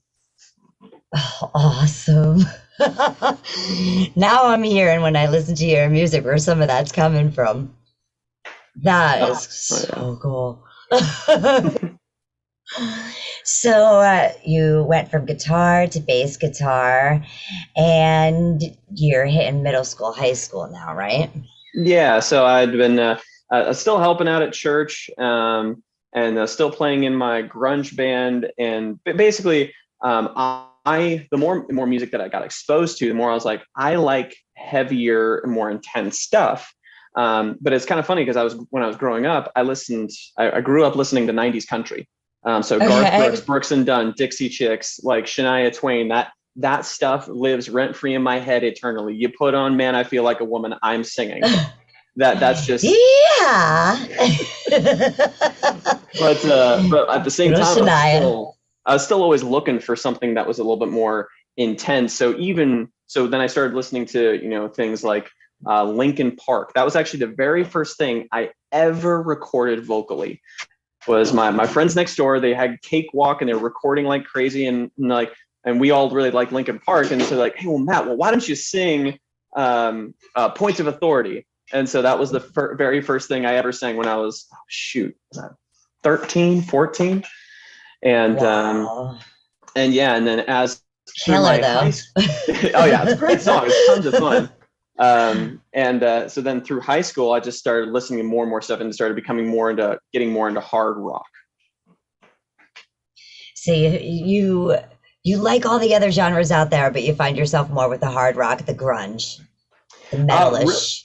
Nowadays, it constantly changes for me, to be perfectly honest. When I was in high school, it was a really, I really liked a lot of really, really acoustic driven stuff. So like, for instance, John Mayer, Phil Keaggy, those kinds of artists, like I really was inspired by. So I spent a ton of time, especially once I got into high school, I spent a lot of time getting better at acoustic guitar. I loved it. But then also a lot of times I spent a lot of time that's when I started getting involved with electric Right. and started like playing things like Breaking Benjamin. And so I've always had a little bit of duality to me. And then at high school, I was in jazz choir. So multi-genre study has just been throughout my entire life. Incredible. I want to study your brain. I want to pick your brain bank now. I love music. It's my therapy, you know. Same. Your parents, did they play any instruments, or did they listen to like a certain type of music as well? Like when you were younger, that you were maybe mom listened to Pat Benatar, dad listened to AC/DC, you know, something like that, you know, or mom was into like Bette Midler, you know. It was that time frame, you know, Barbara Streisand, all of those greats there. Was there anything like there that you'd kind of sit there with your mom or your dad and maybe just sing with them or like play around with? Largely, it was a very conservative household at that time in particular, and so it was largely church music. Okay. And so my mom always played piano, and so Okay. she taught my sister how to play piano a little bit too. I can barely fumble around on piano. I limp. I'll say through. My dad always played acoustic guitar, and that's part of the reason why I picked up acoustic as my second instrument. But no, the music that kind of what I got from my mom mostly, honestly, was musicals. Pitch. Once again, musicals. I listened to a crap ton of Hans Christian Andersen, you know, The King and I, Singing in the Rain. So I also have a huge love of show tunes and musicals. Once again, multiple genres constantly. And then the thing that me and my dad really bonded over was the very first time that he started to realize like, oh, Matthew, he's gonna like heavier stuff. When I was about 6 years old, he put on this like Christian rock album. It was called I can't remember the name of but the song was called "This Means War." Okay. And it was like a Christian rock metal from the 80s. And I just like, Dad, you should turn that up. Dad, you should turn that up. Dad, you should turn that. And basically, it was until it was like screaming loud in the car when it was just me and him. And that's kind of where he figured out. He's like, oh, he's going to listen to some heavy music eventually someday. And that's kind of how it. And then the other thing that me and my dad really related to was Jimi Hendrix and Stevie Ray Vaughan. Love Jimi Hendrix, especially being in the Seattle area. Jimi Hendrix holds a very special place in my heart. That's really where I started to like, when I started learning Jimi Hendrix, I was like, oh my gosh, this is a whole different ball game. This is music that I not just want to listen to. I want to learn how to play this because it's another level. Absolutely. Great influences. And you were lucky though too. Like I know like growing up you were probably like, oh, man, I don't want to sing another Catholic or religious song. But at the same time you got pitch. Because you have like a perfect pitch. Oh, thank you. It's not perfect yet. But I'm hearing it. So I'm hearing the lessons. I'm hearing you being able to hear a note and be able to nail that note. You're like right on it like a magnet. Like I hear that from your work. That's one thing that I learned that my ears are better than most. And so, but also because of that, I'm very aware when I don't hit it, and it drives me absolutely insane. Yeah. So I keep practicing it until I get it perfect.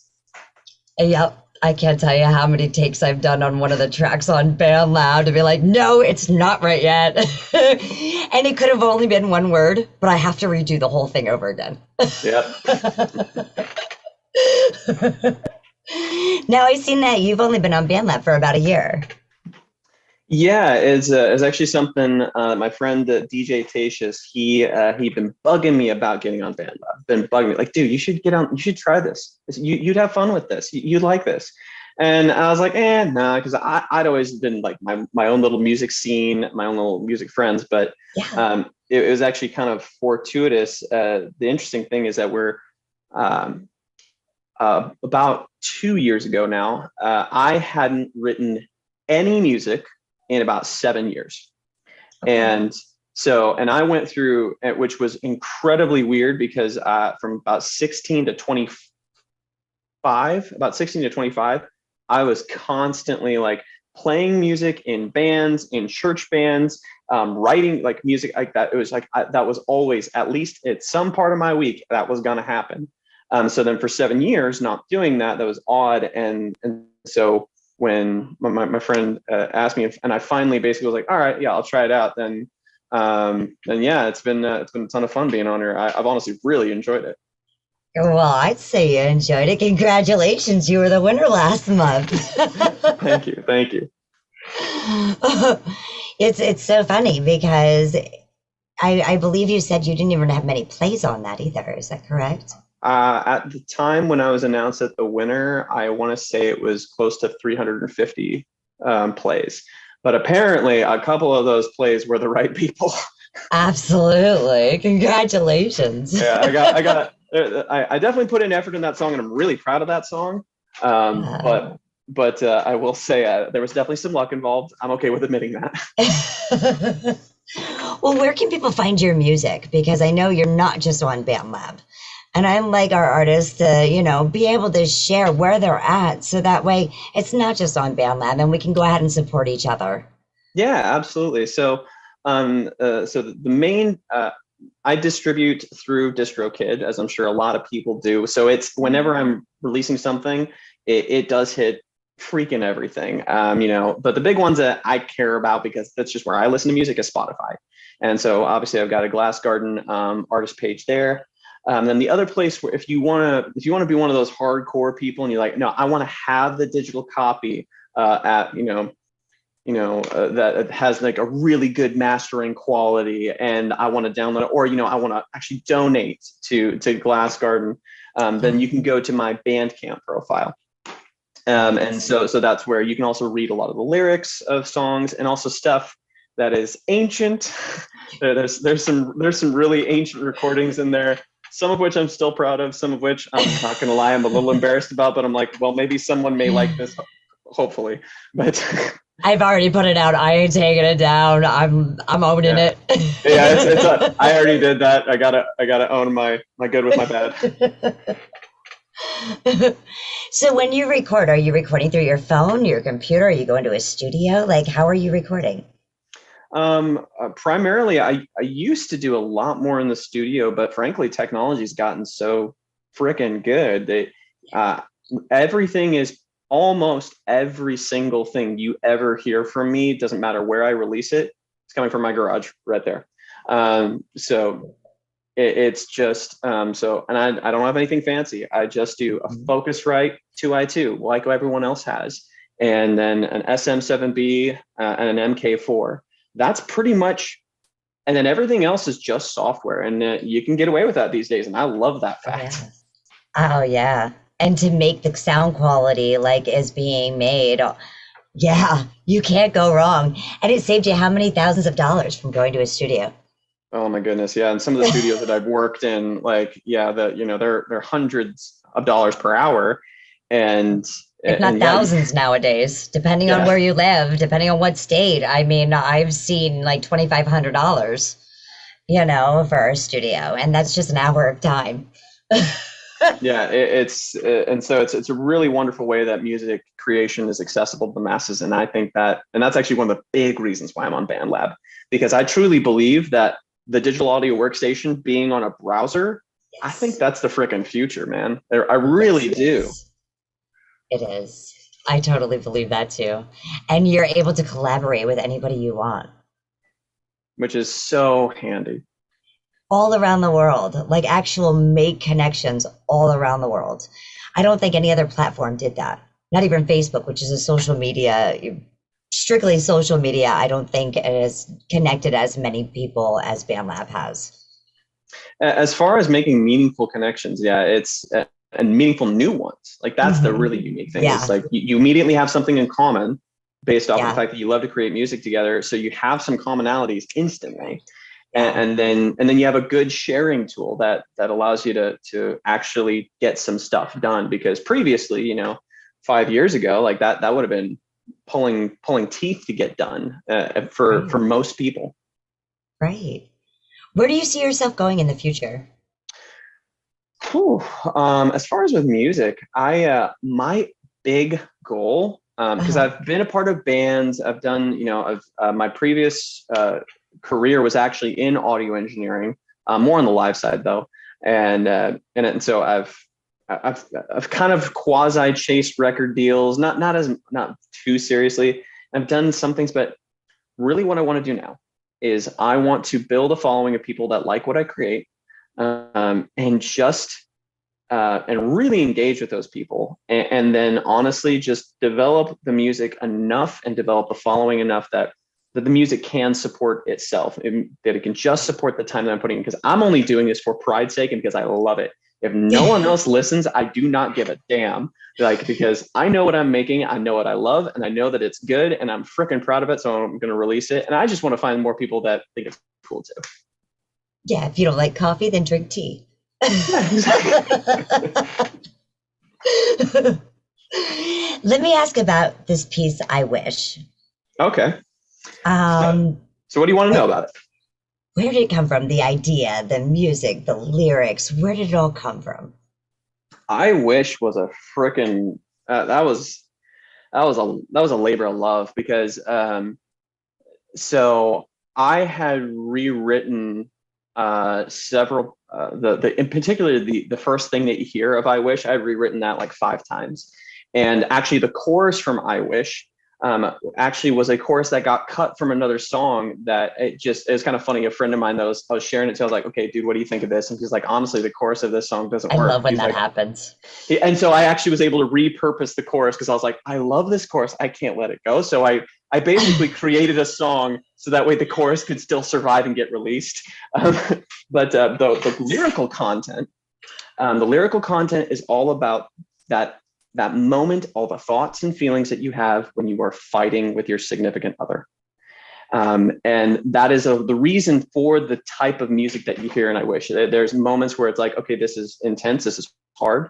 There's moments where it's like, oh, this is really soft and quiet, because there's moments when you're in the fight that like everything calms down. You're like, what's going on? And then there are moments of just sheer unadulterated fucking rage, because you feel all of those things and you think all those things. So a lot of the lyrics come from that place, because me and my wife, I love her, and we have gone through a lot of hard shit, and we have worked on our marriage a lot, and it's been totally worth it and awesome. But you also have to acknowledge where you came from, and also share with other people, like, hey, marriage isn't perfect. That's not a destination. That means that's when the work starts in earnest. Yes. Facts there. I love it too, because your wave file on I Wish, it looks exactly like the story that you have that goes with it. Mm-hmm. How did you do that? I want to make little creatures in my music. So I and part of it, once again, because as we kind of mentioned earlier, I grew up on 90s country. We played, I played a lot of church music, recorded a lot of church music. I listened to a lot of musicals. There's so many different things that I pull from that are just in my head all the time. That's part of. So I will do moves and I will do musical transitions that most other people won't see coming from a mile away, because it's very out of character. It's not like, for instance, a friend of mine, I was showing him the demo of I Wish. I was like, okay, hey, what do you think? Constructive criticism, because I very much so believe in that. You got to rewrite the crap out of your songs if you're going to put out good work. And he was like, oh no, this is great. And I was like, okay, I'm concerned about the structure. Is this throwing the structure? Will this throw the listener? He's like, no, it's like, you didn't break any like songwriting rules. Like, no, this is totally normal. I was like, bro, the chorus starts in the middle of the song in a weird place. I don't repeat 2 of these parts. And I actually, it blows out traditional songwriting structure completely. It does. But because it's done in a very theatrical and very moving, intentional way, it's not offensive to your senses. And that's my goal, is like, do something different, but you still, it's still it's a journey that you're totally happy to have, but it's just a new kind of journey. And take care of your ears. Yeah. Well, let's go ahead. Let's listen to I Wish. All right. Let's check it out. I wish Glass Garden. You can find him on BandLab today. Same name at And Glass Garden. I'll Make mention sure this you one like. thing before we Sure. get started. Sorry to interrupt, but this Go is ahead. actually something that is an exclusive to Angified. This is getting released only because we're doing this. This is actually stuff that previously was on Spotify you could not get on anywhere else on BandLab, but now here it is on BandLab because we're doing this. That's right. Let's do it. Sharing the love, sharing the music. I love it, Glass. Let's do it. I wish.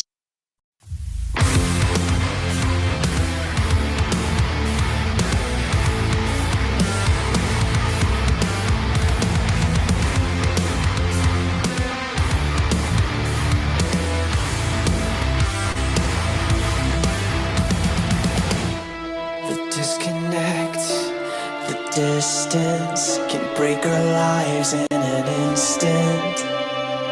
The blame game that we play takes us further from coexistence. Threatened by communication, one guarantees separation.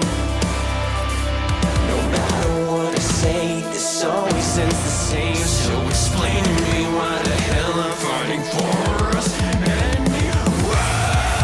You give me so many reasons to give up. What have I done? Always finding chances to dream up. I didn't think entropy could decay us. The memory of who we used to be is blurry. The future life we wanted together, that we discussed, now pulled down into rubble and debris. I wish that I could do what you wanted me to, but I can't let go. When you brought me this low,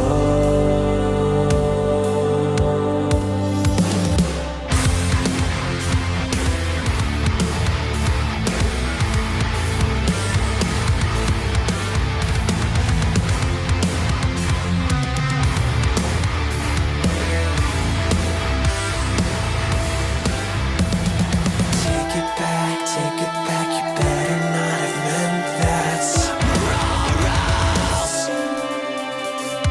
I can't listen, you can't talk, so let's find out who's gonna walk. Who bears to rise? Threatened by communication, will guarantee separation. No matter what I say, this always stays the same. So explain to me why the hell I'm fighting for us anyway.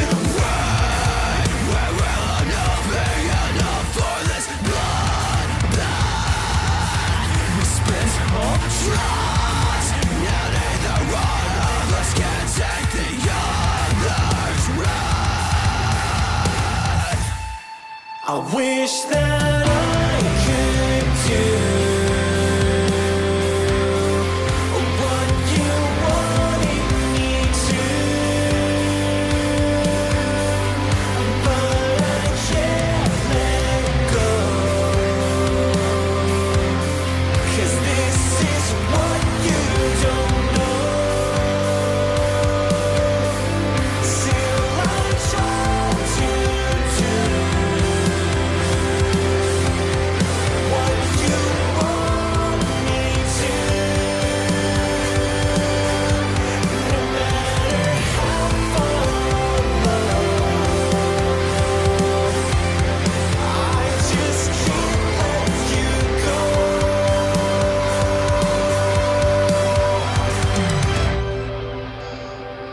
Oh, I love that, Glass. Thank you. Yeah, I'm very proud of that song. It took a lot of work, but This class. it arrived exactly where I wanted it to. Oh, it's gorgeous. And you have a whole bunch of different layers in there. Like your harmonies are beautiful. Absolutely Thank beautiful. And you can feel everything you were going through. Yeah, that was the goal.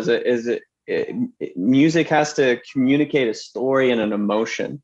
And if there's no journey, if Absolutely. I'm there's so no big on emotion, stories. then what's the point? Like you got to take your listener on that journey.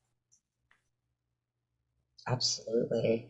Now, when you write, do you write more personally to yourself, or do you write of experience, or maybe something somebody's gone through, or maybe just something made up? Honestly, I bounce around a ton. Most of the So all the time, above. it's yeah. But most of the time, when it comes to lyrics, I start with whatever I'm thinking and feeling and experiencing. And that's really the most of the time where I start. It's really more often when I've got an idea, because like I will start pretty much always with music first. Like I will start with like a guitar riff, maybe a drum beat. Sometimes it's a pad thing that I like. I will start there and build a rough architecture, and then I start adding in. And then once I get something rough that I'm like, okay, most of these parts are decent, then I go into, okay, this, let's do this, let's do that, and now I start adding in. I start adding a melody line first to get like, okay, what do I want to have melody on top? What's the lead thing here? Then after that's done, then I start adding lyrics. I mean, that's not always the case. My creative process definitely flexes. And I'm sure there's sometimes you just sit down with like the drum pad or the guitar or something, and like you just free flow off of it, and there's your idea. Yeah, sometimes you like sing it first and then write it. There's one track that hasn't gotten released anywhere, that it was literally just this little melody line that was a background melody line of a game that I was playing that it didn't get featured very much, and I was just like, that melody line is genius. Someone needs to, and I was like, no, I'm doing that. And that was the melody line of a chorus. Sampler. That's awesome. Can you tell me about Nightmare? Because it looks like this was reimagined. Yes. So this was kind of a funny story. So once again, my friend DJ Tatious, he was like, okay, Matt, there's this song this other guy did, because when I was like, okay, when I got on BandLab, I was like, okay, I need to do something to build something of a following, because it's kind of dumb to be on a social media site to share music if you don't share the music to people. So I was like, I need to build a following. I want to do some covers of other artists. And my friend DJ Tatious was like, okay, Matt, listen to this song, and I think we should do this. And I was like, honestly, I'll be completely honest. At first I didn't want to do it. I was like, no, this isn't my thing. I don't know about this. And he's like, well, no. Like, he's like, listen for what it. He's like listen again. He's like, because he's pretty stubborn, and but that's one of the things why we get along, is because we both push each other in a good way. And I was like, okay, I'll take a swing at it and and then I did a rough idea, and then after I was like, crap, dude, you're right. Yep, there's something here. We have to do this. And then by the time it was all said and done, we had this track. And so the lyric ideas really came from the original version. I wish I could remember. Oh my gosh, I'm blanking on the guy who originally wrote the song. So that's terrible. But he's also named on the track, so it's not like we didn't give him credit or anything. We asked him to. J66 official. Thank you. I knew it was like, you are so welcome. There's a 6. But yeah, so he was nice enough to let us cover it. But it was one of those things. We called it Reimagined because we changed so much and we did so many different things. That like we still wanted to honor the original vision, right? But then we took it in this whole different direction, and that's what became Nightmares. Nightmares is a very interesting song because I hadn't written anything like this before. This was something that was inspired by some very, very modern cutting edge pop. Oh crap, what's that name of that show, Euphoria? So the soundtrack for Euphoria, I can't remember the name of the artist who does that. But I listened to several of his things and I was like, man, this is really good sound. And that was where a lot of that inspiration came from. So there's 5-part harmonies in there. There's, cool synths. There's some good rap done by DJ Tatious. So it's a very much so a straightforward cutting edge pop song. So you don't only like look at things and say, I'm just going to jump on this. You make sure that your quality is there versus the quantity. That's actually something that I'm still getting used to on BandLab, completely honest, is that I'm used to you re-record until it's perfect, because that's where the studios that I worked in and the people that I worked with and the level of musicians that I worked with. That's most of my friends were session level musicians. So walk in, hear something once, play it the right part that needs to be there in the next take, and that's why I'm a session guitarist. So the idea of just throw something out and just go for it and release it's still is a little bit weird for me. I'm trying to find a good balance, but yeah, that is a little bit of something I struggle with.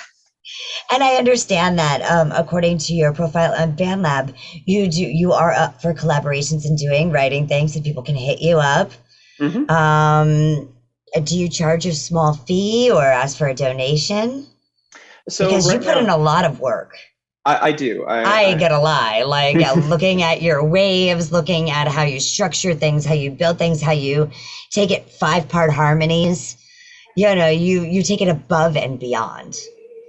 Yeah, and it's once again, that's why I say this is for the love of it. This is for pure pride's sake, is because I love this stuff and I'm gonna do it regardless of anyone else that does it with me or listens. But yeah, when it comes to collaborations on BandLab, pretty much my rules is that I'm happy to almost collaborate with anyone as long as I can see something in their music or in what they do that I'm like, oh yeah, I can relate to that. I like that. Let's work together.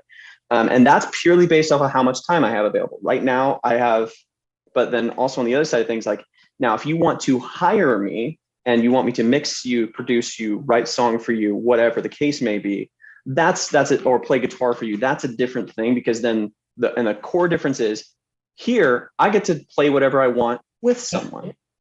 And so it's a collaboration. I have creative freedom. So then I do that for free. I don't care. If you want to direct me and tell me the professional musician, the audio engineer, the guy with the music degree, play this part or make this thing that works perfectly with this, that's something that I charge for. So for instance, right now I'm actually, I'm creating on the paying side. So for clients, I have a YouTube channel that reached out to me, and I'm working on some custom music for them. And that's going pretty well. And then I have another client that I'm producing as well, that he was kind of one of those guys that he'd never built his own. He's always wanted to do something professional sounding. And so he's like, hey, can you do this? And so I'm basically producing him, taking from nothing at all. And we're going to have a full track. Everything is going to be, sounding awesome. And so, yeah, so that's kind of the difference. I love it. So if you guys want anything, you know who to hit him up. He is the man, Glass Garden. So yes, message, follow, share, check him out. Bandcamp, Spotify, do it. Do it. Yeah, or else you're just gonna have to come kick your butts. All right, so we gotta play Nightmares Revision. I'll tell you what, when I listened to this song earlier, and so you're gonna see plays on this and on your other ones that you just uploaded, and I've gotta tell you, I was listening to them, so just so you know. That's good. That's good. I had to check him out before you came in. Amazing, amazing, amazing. I don't know what else to say. You left me speechless, Glass. That's the hope. Score. All right, let's check out Nightmares Reimagined. As you can go ahead and see here, DJ Tatious is in this. At DJ Tatious. There's two others. Let's all up like this, so you can get at J66. Yeah, J66. Yeah, he deserves a shout out for sure. He was the original writer on this. Yeah. Well, I'll tell you, I'm going to follow both of these guys because, like I said, I heard this and you guys, totally left me speechless. Let's do it.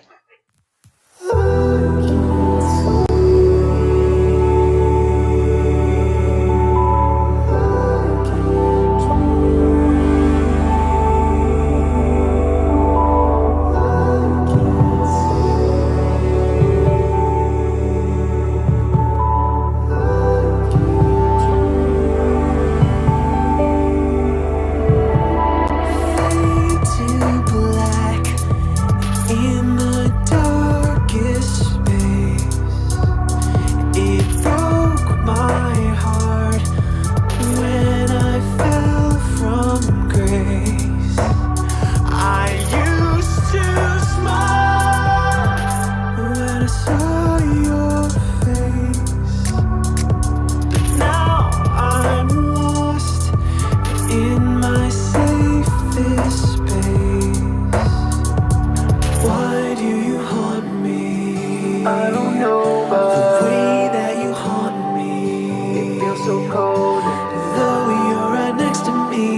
I'm so alone. I gave you the best of me, and now you're gone. I can't sleep. I can't dream. I can't sleep. 'Cause of nightmares. I can't dream. I trash the canvas, it must be fate. So I get a fresh page and push the pen to purge the hate. Forget about sleep and work straight through. All that's left are nightmares, dreams died with you. Take this pain and put it in a cage. I need more hands to bear this weight. So get out of my head, cause I don't wanna retread a bunch of screaming instead. I'm gonna run till I'm red, took all the breath from my lungs. You let me broken and numb, they told me live while I'm young, and now you're gone and I'm done. I can't sleep. 'Cause of nightmares. I can't do it. I can't dream. 'Cause of nightmares. 'Cause of nightmares. I can't sleep. 'Cause of nightmares. I can't do this. I can't dream. 'Cause of nightmares. 'Cause of nightmares. It's killing me. I can't sleep. I can't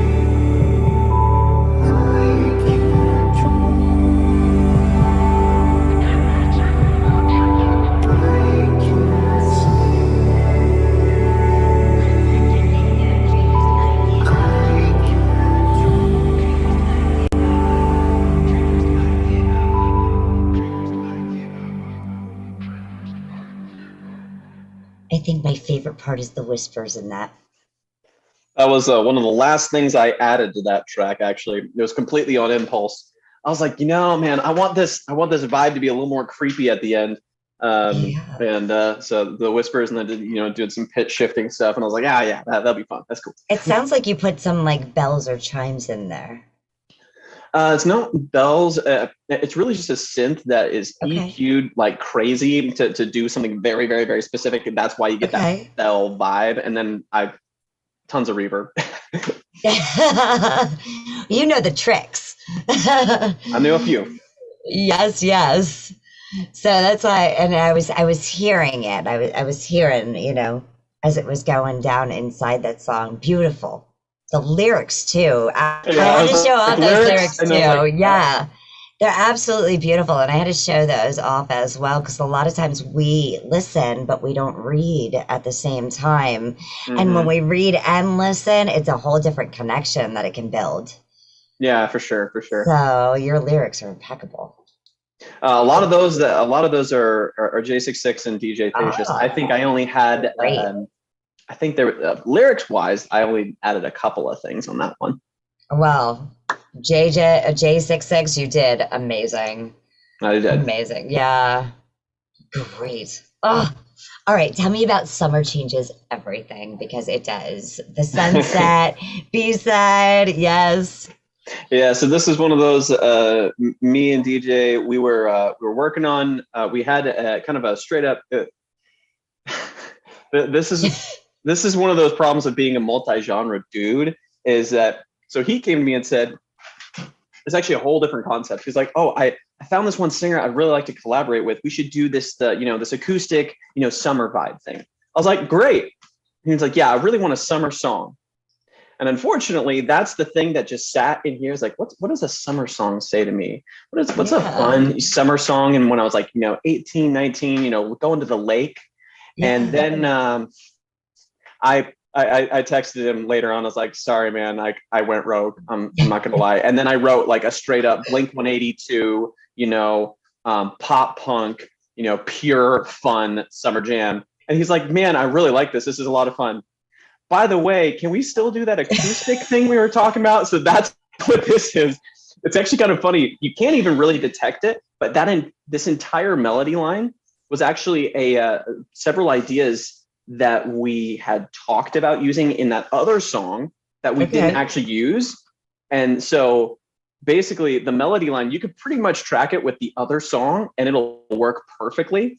So it's kind of funny. That's why it's a B-side, is because this is Okay. more about talking about a summer when it's happening, when you are with your friends and, you know, in your, you know, young, in your teens, and you're just having a great time that you're out of school. And then the other version is thinking back on it when you are, you know, my age, when you're in your 30s and you're looking back and like, man, that was a good time. So that these are two different sides of the exact same coin. So that's why it's a B-side. I love it. I love it. You know what? It reminded me of like the cassette. Mm-hmm. When you had to flip. Yeah. A side, B side. Kind rewind. Yes. And then CDs started doing that. So you'd see A side, B side. It would happen with movies and things like that. So that is awesome. There was another artist that actually had done that like a long time ago. And it was really funny because he had made this song and he put it on the B side thinking nobody's going to ever listen to it. And it ended up being, and I can't think off the top of my head who it was, but it ended up being like the biggest hit. Oh. Yeah, it actually turned out like a song that, and it's funny sometimes because you think, oh, this is going to be great, you know, and then some of the ones, you know, you said, you know, this wasn't my best work, you know, and those are the ones that like take off like wildfire and you're sitting back and saying, how did that happen?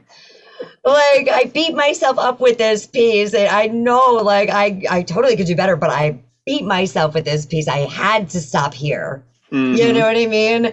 And it trended, it featured, it just took off.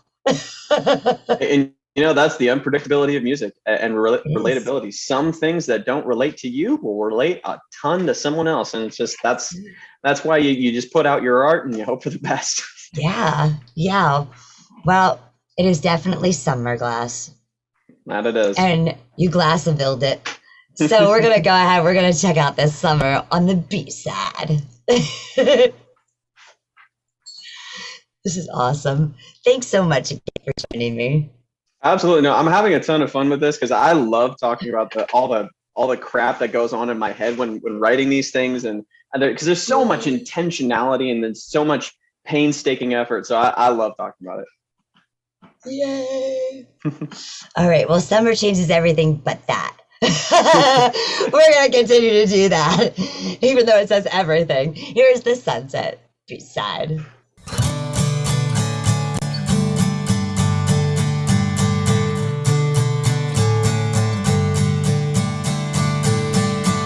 So let the light shine down on amazing times. You and I find a better state of mind. The warmth in your smile shining on my face. You know that summer changes everything. Been stuck in a rut, it's been really tough. Out here doing my best, but it's never enough. Hitting 5 o'clock and that's a full stop. Running from my job, grab my bag, jump the countertop. Winter's dead and gone and spring is fading. Why'd it take so long? I barely made it. You know hopelessness dies with the shade. 95. Cause that's the sweet spot. That's when I come alive. So show me what you're looking your best in that breathtaking sunset. So kiss me softly, sigh my name. Adventures waiting and summer changes everything. Take my hand, it must be fate. And every day is summer when you're here with me. So let the light shine down on amazing times. You and I find a better state of mind. The warmth in your smile shining on my face. You know this summer changes everything. Whoa, whoa,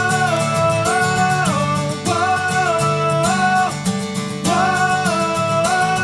I'll pick up truck, it's a bucket of rust. Got a 20 for gas, I'm gonna meet up. Running through the grass in a flip-flops, throwing all my shirts off, sending up the boat talk. Turn the volume up, it isn't loud enough. Get a running jump for a lift off. Shake the water off to do it all again. You know my heart is racing. Kiss me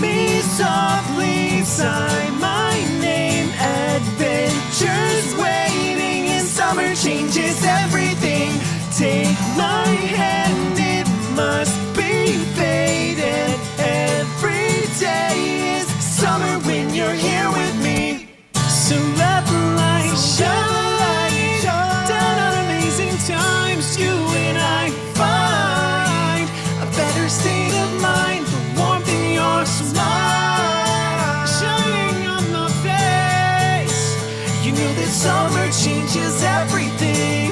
Just roll the windows down, turn the headlights off and drive by the moonlight. Just drive by the moonlight. Roll the windows down and turn the headlights off and drive by the moon. Just drive by the moonlight. Roll the windows down, turn the headlights off and drive by the moonlight. Just drive by the moonlight. Roll the windows down, turn the headlights off and drive by the moonlight. Drive by the moonlight. Oh, that was absolutely gorgeous. Your Told ya, harmony are sick. Thank you. Yeah, I love, like I said earlier, I grew up and really loved acoustic music in my high school years, and I practiced a ton on it. So it's actually, that was one of the things that out of high school when I was doing a little bit more session work as a guitarist, that was actually what I did the most of, was country and acoustic stuff. Oh, I believe that. It's Mr. Shania Twain.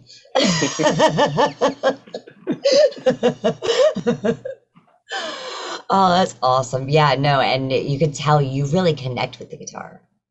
I do. Your vocals, like, it's made to be backed by a guitar. And that's something I try to do very hard, is that there's But a lot then of like, again, I have to think, because I wish like your metal screams are immaculate. thank you. They're awesome. So I don't know. You are so many genres. I like you in all of them so far. I love it. Thanks. Okay. So as far as collaborations, it seems like you pretty much go off your friend, DJ Tatious, to kind of guide you on the music wise. Not as much on the music, actually. It's more on like the melody lines. Like, where the great thing about me and DJ, why we work together a ton. One, we've known each other for years, so that's easy. And also we're very similar personalities in regards of, we're both uber responsible. So like if he says he's going to deliver me something on Tuesday, it's happening on Tuesday, and I don't have to worry about whether or not. And same thing back and forth. Nice. Yeah. So he's actually one of the. So I've worked with a lot of different musicians over the years. He's actually one of the best I've ever worked with, because of that, the fact that we both are very responsible. He wants to own more things about the process, because as you can kind of tell, with all the different things that I can do, most of the time when I get in a room, I'm the one that's writing everything and doing everything and producing everything. And this is one of the reasons why I'm probably not going to ever be in a band again, quote unquote band, is because I just got tired of having to collaborate with other people, listening to their opinions, but I'm still the one doing all the work. But yeah, but what our skills are very, so DJ, he thinks of things melody and vocals first. Like, that's always, like, everything is like, that's where he's always leaning to. That's where he's thinking about the mix. That's what he's thinking about composition wise. Me, on the other hand, I always think music first. Exactly. Yeah, like I could totally tell. Like, you lay down the grass, and then you put like the backdrop and the sky, and then after that you start laying down the cement and building of how many layers or levels you want in your building, and then you add the glass in there, right? Well, along with the curtains. Exactly. It's beautiful. I love it. Okay, so you have to tell me about You Get Me, because I totally get you.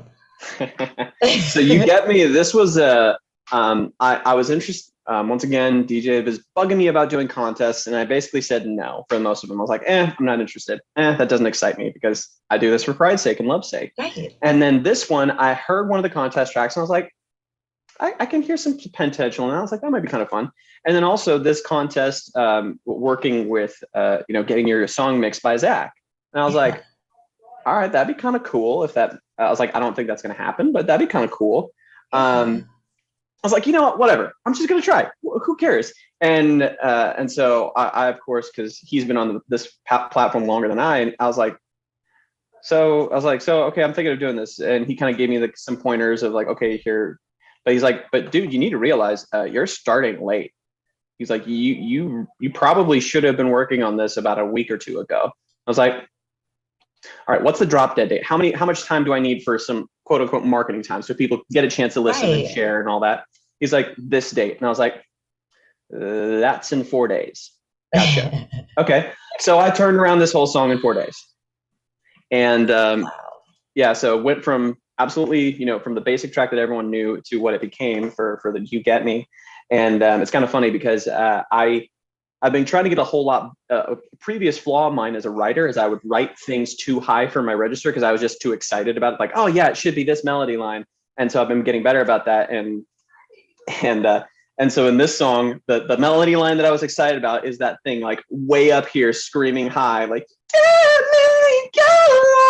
and I was like, well, crap, I'm excited about this. And what I was trying to do in order to make the time, I was like, I am not questioning any decision I make. I'm just making the decision. I'm moving on. And so that's what I did. And that's what became You Get Me. The only thing that I want to say about You Get Me, because a lot of things, it's very obvious. I pulled some Ed Sheeran influences. I pulled some K-pop influences. But one of the things that I threw in there is an anime reference that no one has picked up yet. And I honestly thought, I was like, crap, people are going to make fun of me for this because this is just some silly anime thing. But no one's even commented or picked up on. I don't even know too much about anime to even be able to pick it up. It's all good. It's not that important, but I just always found that funny, so I had to mention that before we listened. So everybody out there, you better listen and see if you can pick up it. And if you can pick it up, let Glass know, and he'll let you know if you're correct or not. Mm-hmm. Yeah. Awesome. All right, let's go here and see if I can pick it up, even though I don't know nothing about anime. If you don't know anything about it, it's all good. No, it's no big deal. But that's okay, because the audience might. So. But they might. Aha.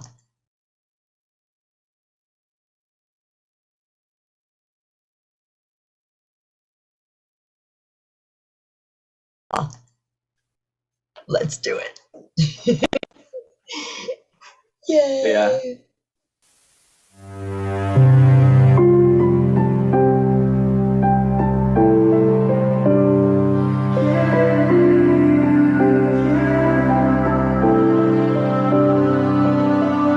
Cause when I was losing my mind, really couldn't quantify how it felt when I saw you the first time. I saw it happen to them and noticed that you're my friends. Finding love didn't look so sublime. Why can't I concentrate? At school but often late. Wonder where she's at today. Seems I'm stuck here in the days. She annoys me like hell sometimes, but I guess that's what I like. Cause in as soon as you go, and that's why I can't let go. You got me when you're around. The feelings are getting strong. Got no control where my head goes. I hope to God you know you're where I belong. Completely terrified of what she thinks. Cause I swear she looks deep inside of me. She tells me I'm a jerk and that I'm the worst. But why is she still smiling? This girl's gonna be my ending. What can I do? What can I say? Probably won't get her anyway. My heart won't stop night or day. This will only end in pain. Annoys me like hell sometimes, but I guess that's what I like. Cause in as soon as you go, and that's why I can't let go. You got me when you're around. The feelings are getting strong. Got no control where my head goes. I hope to God you know you're where I belong.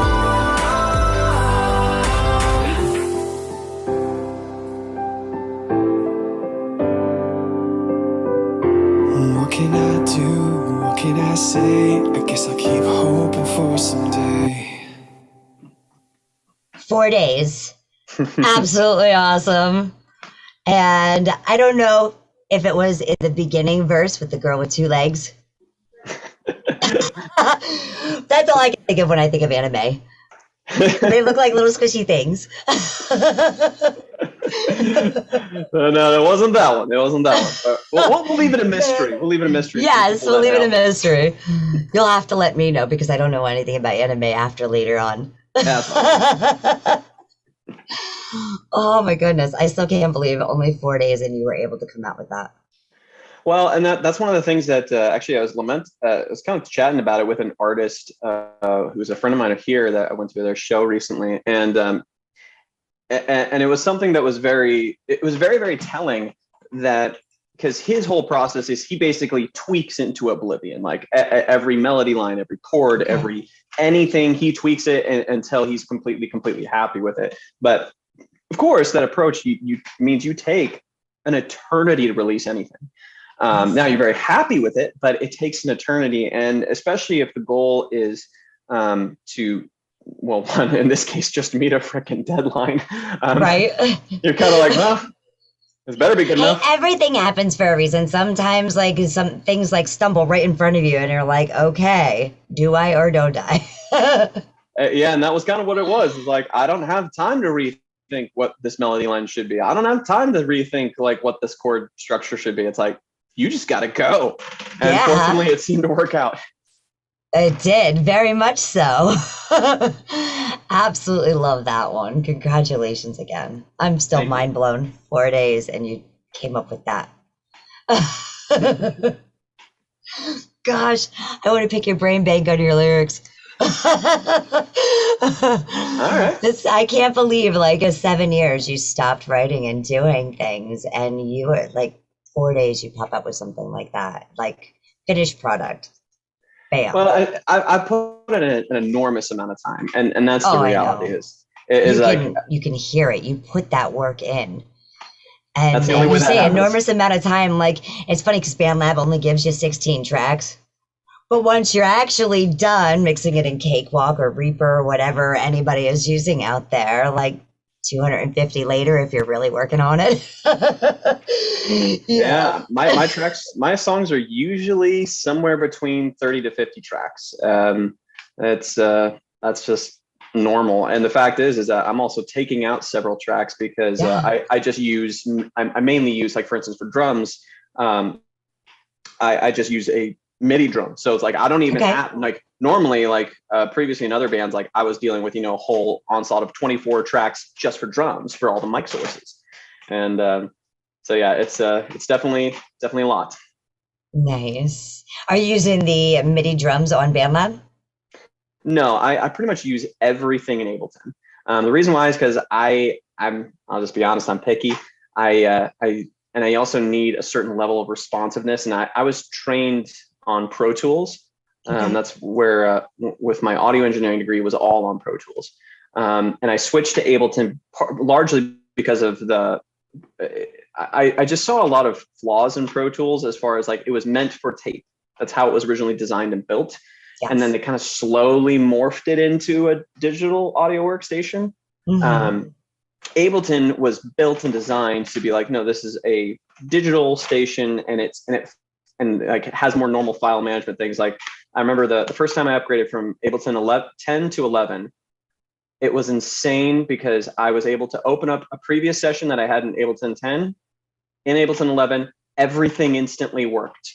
And in Pro Tools sessions, oh man, that would not have happened. So that's why I'm there, and that's why I work in there. I don't work too much in the BandLab DAW itself, except for mostly for sharing. That's where it works really, really well, and helping and like each other moving different things around. Yeah, absolutely. Oh, you're so awesome. All right, tell me about Nagato. Did I say it right? Nagato. Very Nagato. Close. So Nagato, once again, because apparently I've got an anime itch. This one is one of those songs that I actually started with. It was the very first riff that you hear was what started everything. Okay.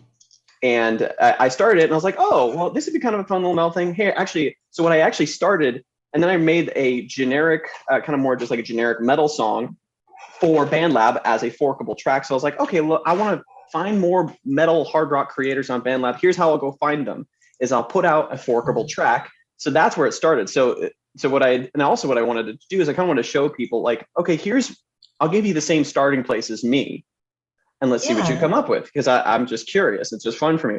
And then this Nagato is actually what I do with that same idea and fleshing it out. Obviously, there's a whole lot more stuff going on now. And this is another one that's an exclusive for Angified. This one actually, the second we're done playing this, I'm pulling it back down because I'm not done with it yet. There's a couple of moments that I'm not gonna lie, I'm gonna cringe when I hear them. No one else is probably gonna care, but like so it's not done yet. But this is just something to show everyone what's coming up next. And yeah, so this is once again an exclusive for Angified. Now what the lyrics are. So obviously you kind of know that my process is mostly I start with the track and then I go to lyrics. Right. And the lyrics, I'm not gonna lie, when I first started writing this, I was like, I got the phone call that a dear friend of mine had cancer 5 minutes before walking in to go write. And I was like, and the so world's it's crashing at that point. So at that moment, I'm just like, holy crap, I cannot believe this is happening.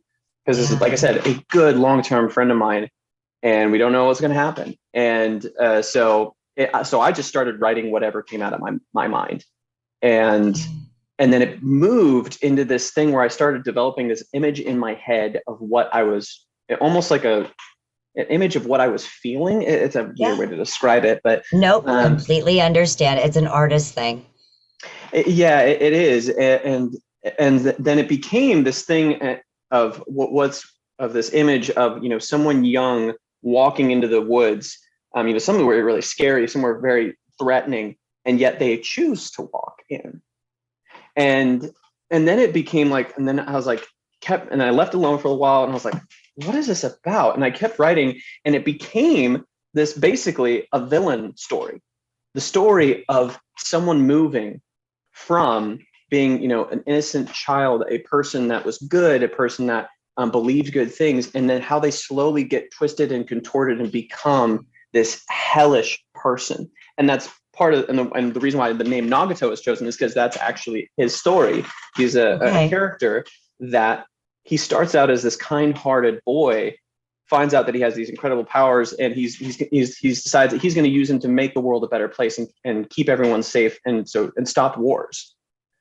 But the unfortunate thing is that one of his friends get killed, and one of his dear friends gets killed. And then from that moment on, his entire worldview shifts and changes and twists. And that's why at the end, exactly, it gets from this, like, it almost goes from, someone that you want to root for. And then you get this thing of like, no, trust me, this will all make sense. And doing all these terrible things ends all justify the means. This will all make sense. Don't worry about it. Just follow me. Just listen to me. Do what I say.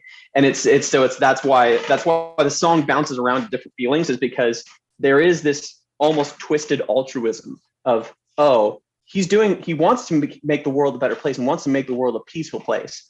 But the way he's going to go about it is going to be horrendous, nasty, terrifying, and killing lots of people in the process. So the villain could actually be cancer in this situation. In a weird way, yeah, it kind of is. And that's part of why it's so all these very weird, intense feelings and pictures.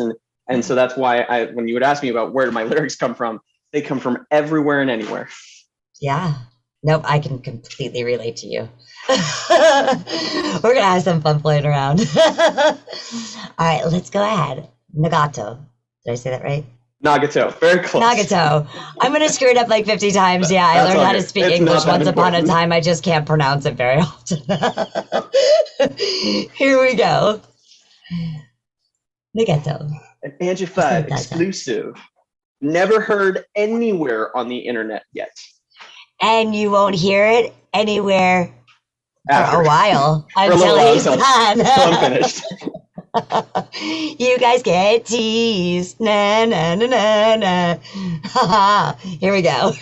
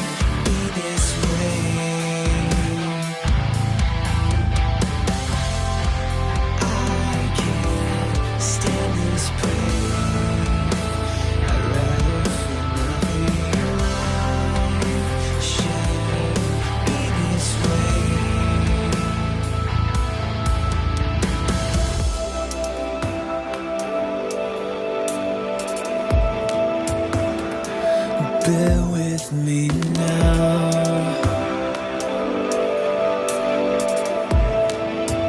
The weight of all my crowds,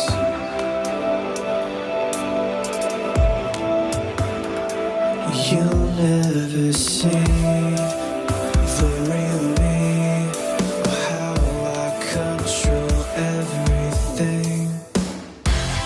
I can't stand this pain.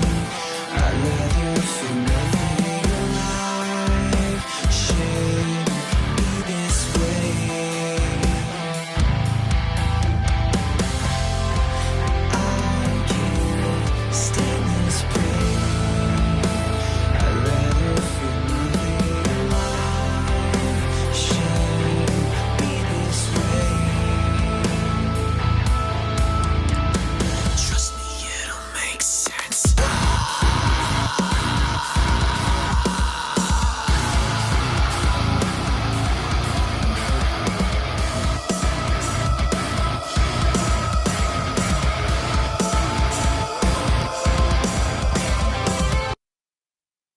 Badass. Badass. Badass.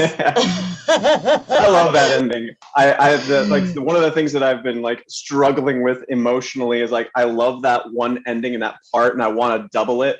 I haven't found a reason to justify it yet. So that's the whole thing. It's art in process. Yes. Yes. And I love being an artist. And I know you love being an artist and creating such beautiful canvases and pieces, masterpieces that people can look at and really feel.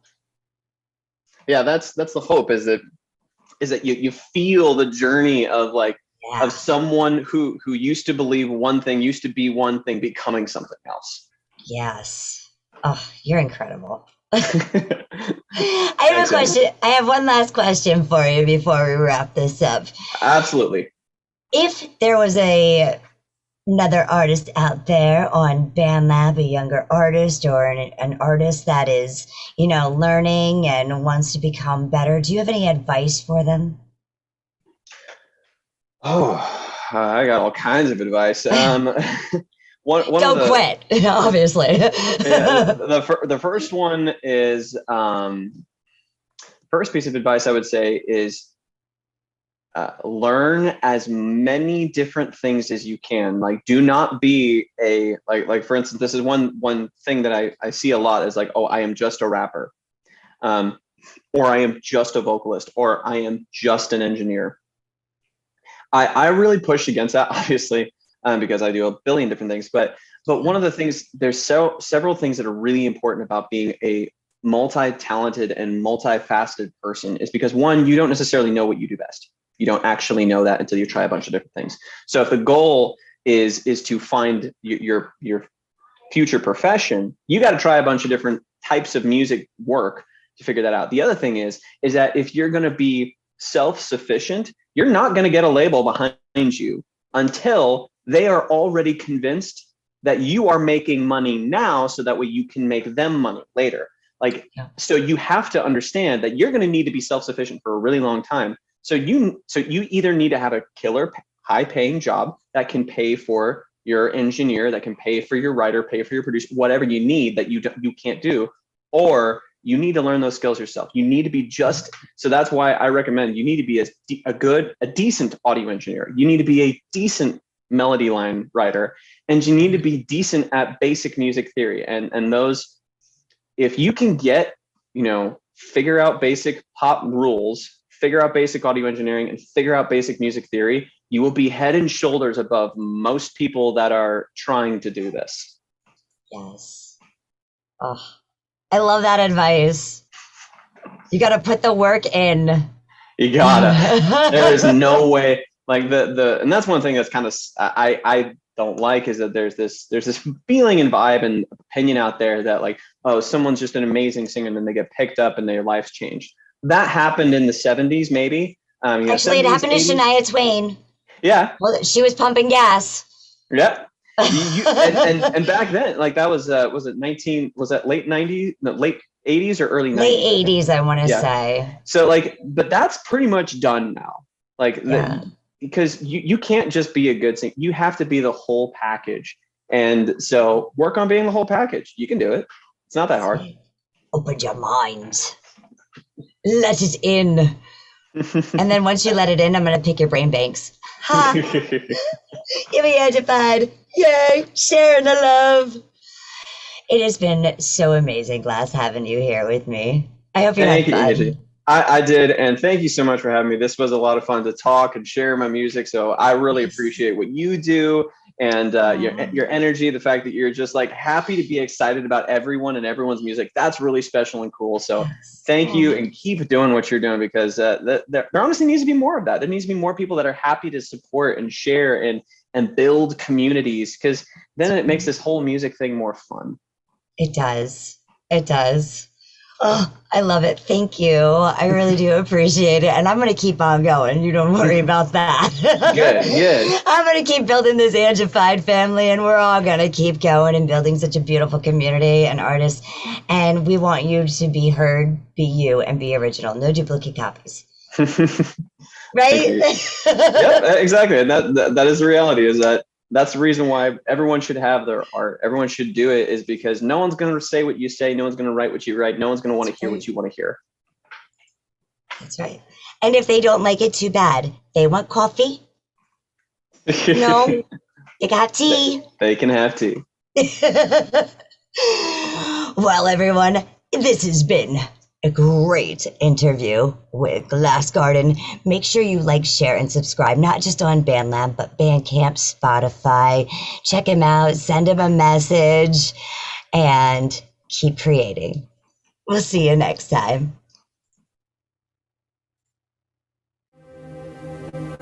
I'm gonna spread love or hate. I'm gonna spread love or hate. I'm gonna spread love or hate.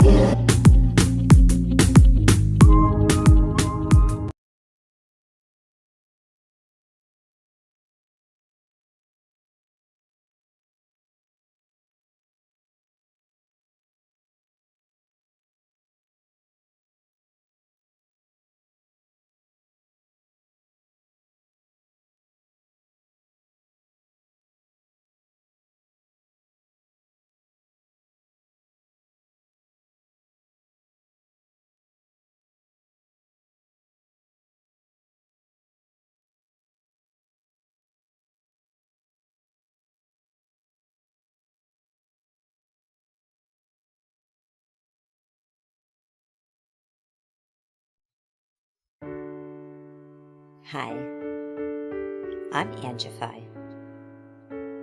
I started Angified Presents.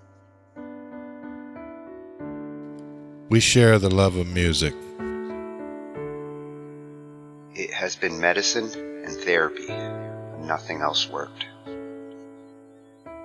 It has saved many of us. With mental health, we need to open our eyes. Hurt people hurt people. We ask that you listen, comprehend, and relate with your ears.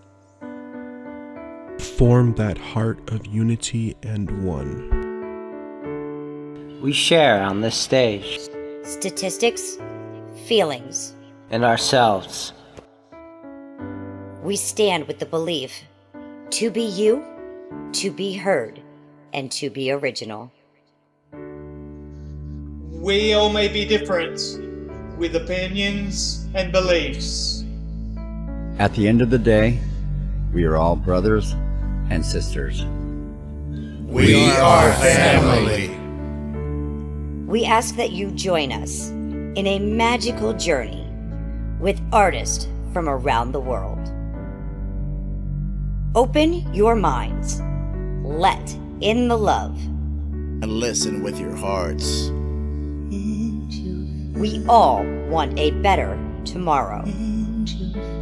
Be one. Communicate and look out for one another. And then, and only then, will you find the world. We will find peace in all the world. you'll find the world. And you will find in this giant world heroes among us and every boy and girl. Many have been broken, red hearts turn black. Love will melt the ice and turn it back, and you will find the world. You will find the world. You will find the world. And when you find a place called home, where everyone is free to roam, a whole new world, a better place for our children's futures at stake. And you'll find with music in your soul, laughter in your hearts, together we can grow a better place with love in us all. And you will find together we can save it all. And you will find a place called home, where everyone is free to roam, a better place, a whole new world for our children's futures at stake. We'll find, you'll find, oh, you'll find the world.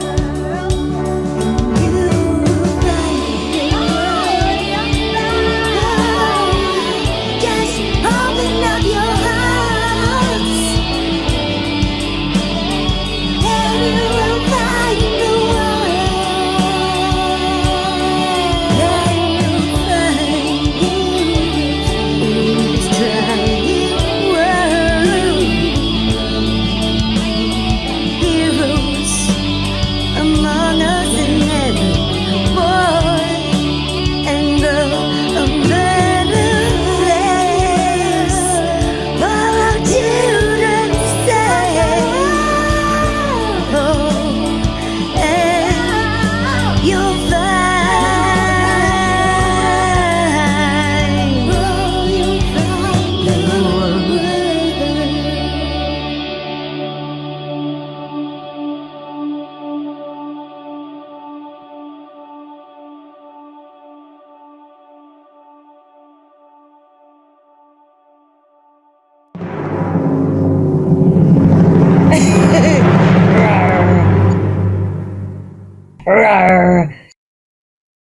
Good evening, ladies and gentlemen, boys and girls. I hope you're all ready because today we are going to have, guess what it is?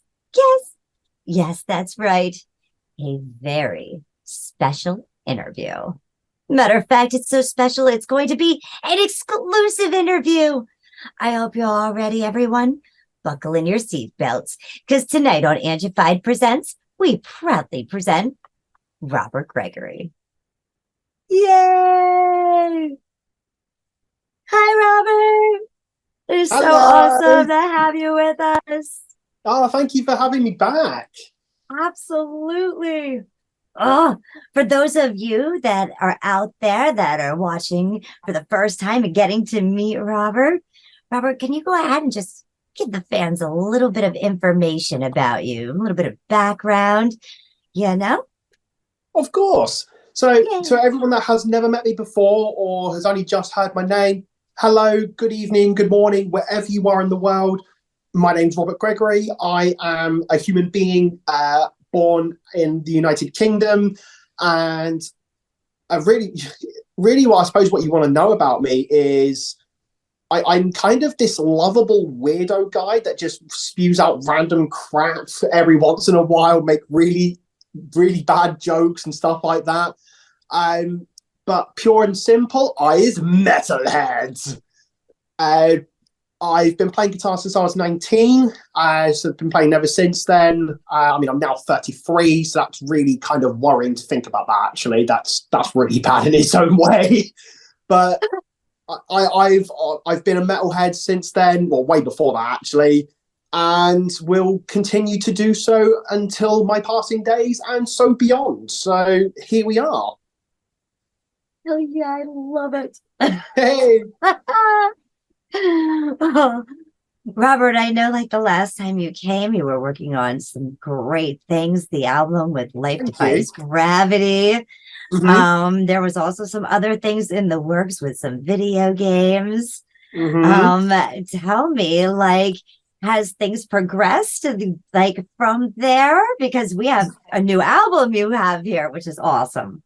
That is correct. You have heard this correctly. So, yeah. So, talking of the video game, so just to give a little recap on what happened before. So, my friend Jake, who I'm actually in the band Across the Kingdom with, is also a creator or game developer, and he's a business owner. So, he's got his own game company. And he's developed the game series Mr. Hops' Playhouse, and they've increasingly over time have just seen more recognition. People have been playing it more, and he was working on number 3, the 3rd installment. I think start of last year actually is when I believe he started it. And back in the beginning of part of the year, he actually came along and asked me, "Dude, I need your help." It's like, okay, what do you need help with? And he was like, "Look, I'm making this game." I was like, "Yes, I'm well aware of this." He's like, "Yes, thank you, Captain Obvious. I know this." But he was like, "Can you please help me write a track?" It's like, "Yeah." It's like, and it didn't really sink in and then he explained it to me. It was like, "Look, it's the final boss fight for Mr. Hops' Playhouse 3. It's the entity boss fight. Please help me write a track around this hook I'm about to send you." Are you fucking kidding me? You should have seen my face. Honestly, I was like, "Oh my God, I'm going to be on a video game." And yeah, I listened to the track. I was like, "Yeah, perfect. I think I have something on this already." So long story short, I had a song that I'd already worked on for a different project, which was what it was going to be for. I was like, "Well, dude, let me just try it with this first. Like, let me put it in and see what you think." So then I sent the first draft to him. He's like, "Right, get that tightened up, send it to me." Fine. So done it all, sent it to him. The game was due to be released on the 1st of March. It did get delayed, actually, as a matter of fact. It got delayed by about 2 or 3 weeks. And then it officially made its first report on Steam, I believe on the 23rd of March. So the game was officially released. Everyone was playing it. And then about 2 or so months after, I started noticing that people were uploading snippets or parts of the final boss track actually itself. Like, people were actually taking notice of this. There was one guy that actually funny thing on this, actually. So Jake actually forgot to kind of privatize the files on Steam, so that when people download it, they got all the files. I was like, for God's sake, dude. And this one guy actually uploaded it onto YouTube, and I was just like, wow, that's incredible. And the comments that people were just giving were, oh my God, I couldn't have asked for a better reception. And so yeah, so I decided, you know what, I'm just going to just jump in, comment on a few, be like, you know, hey, just let you know, I am the creator of the track. I did help write this. And people were like, dude, fucking yes, mate. When's the full one coming out? I was like, dude, I'm working on it. That is so awesome. That Oh, is thank so you. awesome. And Thank you. it worked out great that you already had a piece that as soon as you said it, the idea clicked in. It was meant to be. And then, you know, to start taking off. So working on this album is striking while the iron's hot and really saying, yes, like, this is who I am. Like, check out more metal. Oh, absolutely. Because that was what he wanted for it. Because when he showed me the hook part that he wanted in, I just listened to it. I was like, okay, hang on a minute. I think I have something for this. And it was just really ironic that the piece that I had put forward was exactly the same key and exactly the same BPM at the same tempo. I was like, what the hell? This is not a coincidence. Meant to and be.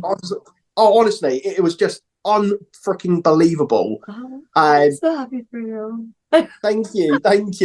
What I did actually find out though as well, because we did actually do a little video playthrough, which hasn't been used as of yet, but Jake has put up the official track on Spotify and YouTube, and on YouTube alone, last time I checked, it was about 13,000 times it had been listened to. I was like, dude, are you kidding me? I just thought, oh my God, this is incredible. Yes.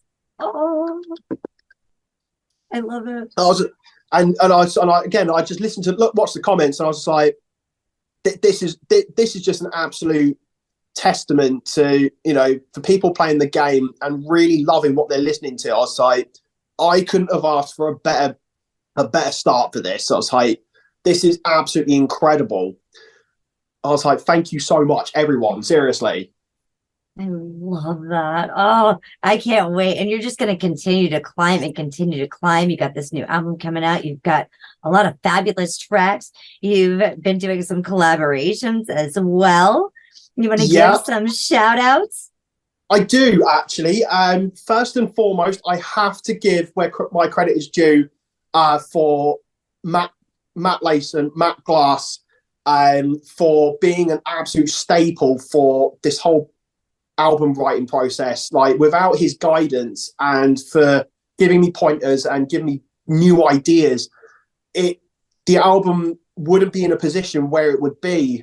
And it's been one of those. It's been a long time coming, and really, if he hadn't come along, I probably would have still been sitting on probably half the tracks that I had written at the time, and probably nothing would have been done about it.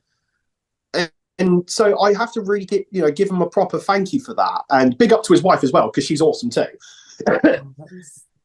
At Glass Garden, everyone, if you want to go ahead and check him out, he is absolutely amazing and such a big influence, you know, to quite a few big artists on the lab and that are out there on all platforms. Oh, definitely. He's got a much more detailed grasp on like the music theory side of things, and just how he sort of takes his approach to what he writes and how he wants to portray it. It's just like, dude, it's like, if I can get as close to that, then I'm winning. So hats off to him, good sir. The next person I actually want to shout out, you're going to hear a track of this later from her particularly, is Amy Locken, or Amy Service, as she also goes by particularly. She's just been absolutely incredible. Like, so, you know, we've gone back and forth with a few things before. And there's the one track that you're going to be hearing from her. There's a bit of a story behind it, actually. And there's a reason why she actually played it on her interview before. And there's a reason why I'm putting it on here today. I'm going to say in its full glory. And you'll come to understand this later. I love it. Yeah. I was wondering who was on that track. It's a little bit different to try and get the information, but I'm like, you know what? I'm going to let Robert surprise me, because he does every single time. And these tracks are absolutely amazing. So I can't wait to share them out with everyone. Thank you. Oh, Robert, I'm loving it.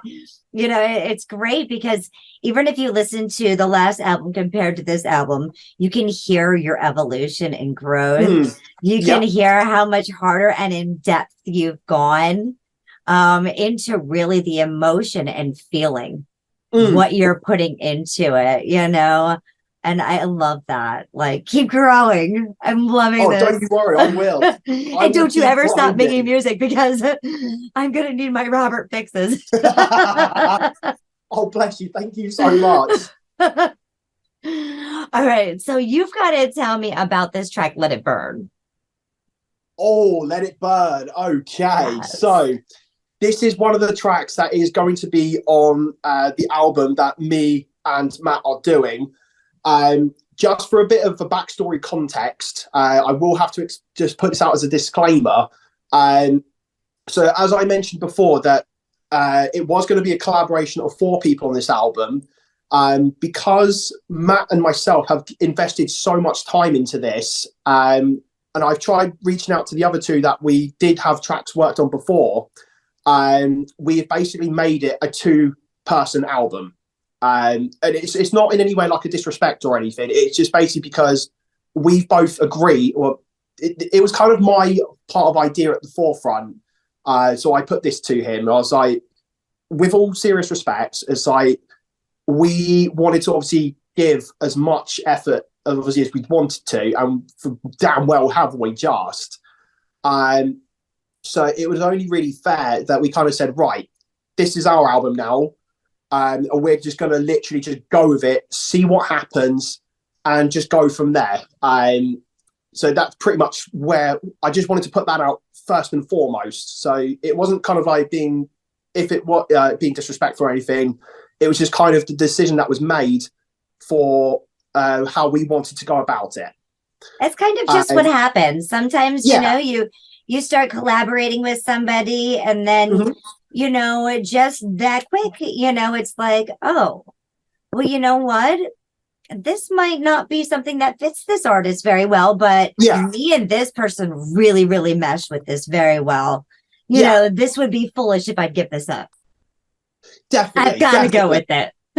No, absolutely. I think at the end of the day, you got to go where your heart goes and, kind of go with your gut instinct on it. Yes. But yeah, I just wanted to get that out of the way first and foremost before I said anything else.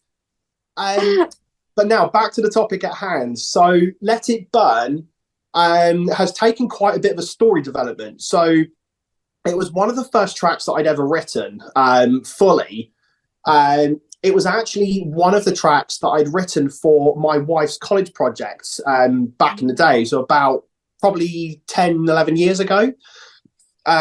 She basically needed a 4-song track. I think I mentioned this before in the last interview, where my guitar tutor at the time really helped me out with all this. One of the tracks that came along was kind of like a very dumbed down rendition of what Let It Burn is. And again, it was one of those, it's like once I developed my skills as a guitarist and more of a musician and had a better understanding of how I wanted something to sound, then I went back to it and redeveloped it, kind of stripped it back and started again with the same format that I gave it. And then after a little while, I was playing around with guitar tunings, thinking which one's going to work best. And then I eventually picked, I actually ended up going with a drop B guitar tuning in the sort of key of, was it D sharp minor, I think I went with in the end. And I was like, yep, this is great. This, it's pounding, this is heavy hitting. I showed it to Matt and he was like, yeah, let's work on that right now. I was like, okay, cool. Cheers, bro. And then we obviously did our thing. We just like, yeah, I've got some ideas here. What do you think of this? Try it out. What's the worst that can happen? And I'm pretty sure like every idea we've thrown at each other has pretty much gone in to the track. It's like, oh, wow. Like he showed me some production elements. I was like, mate, if I knew what half of what you knew, dude, I was like, seriously, I could have half done this already. He is so knowledgeable. Yes. Oh my goodness. Really absolutely incredible. If you've missed like Matt Glass's interview or Robert Gregory's first interview, make sure you check it out again. Oh my gosh, you can even hear the evolution in this track. Yeah, absolutely. This is probably one of my favorites actually that I've written. It was the most like this sits on the same line as Fading Away, like in terms of how the riffs and melodies like actually intertwine with each other. Basically what I did is I just took the same approach as how I originally wrote the song, and then just kind of made it more I guess defined in a way. And I had different approaches I wanted to try, and so did he. I was like, great, yeah, let's go. And oh yeah, you guys literally carved the bark in the tree. We did. We really did. Absolutely. He's such a genius, he is. Well, let's go ahead. Let's check out this song. Let's do it. Oh, yes. We're going ahead. We're listening to Robert Gregory here. You can go ahead. You can find him. BandLab, Instagram, Spotify, SoundCloud, YouTube. Make sure to check it out. We're going to go ahead and listen to Let It Burn. Crank it up, everyone. It's Robert Gregory.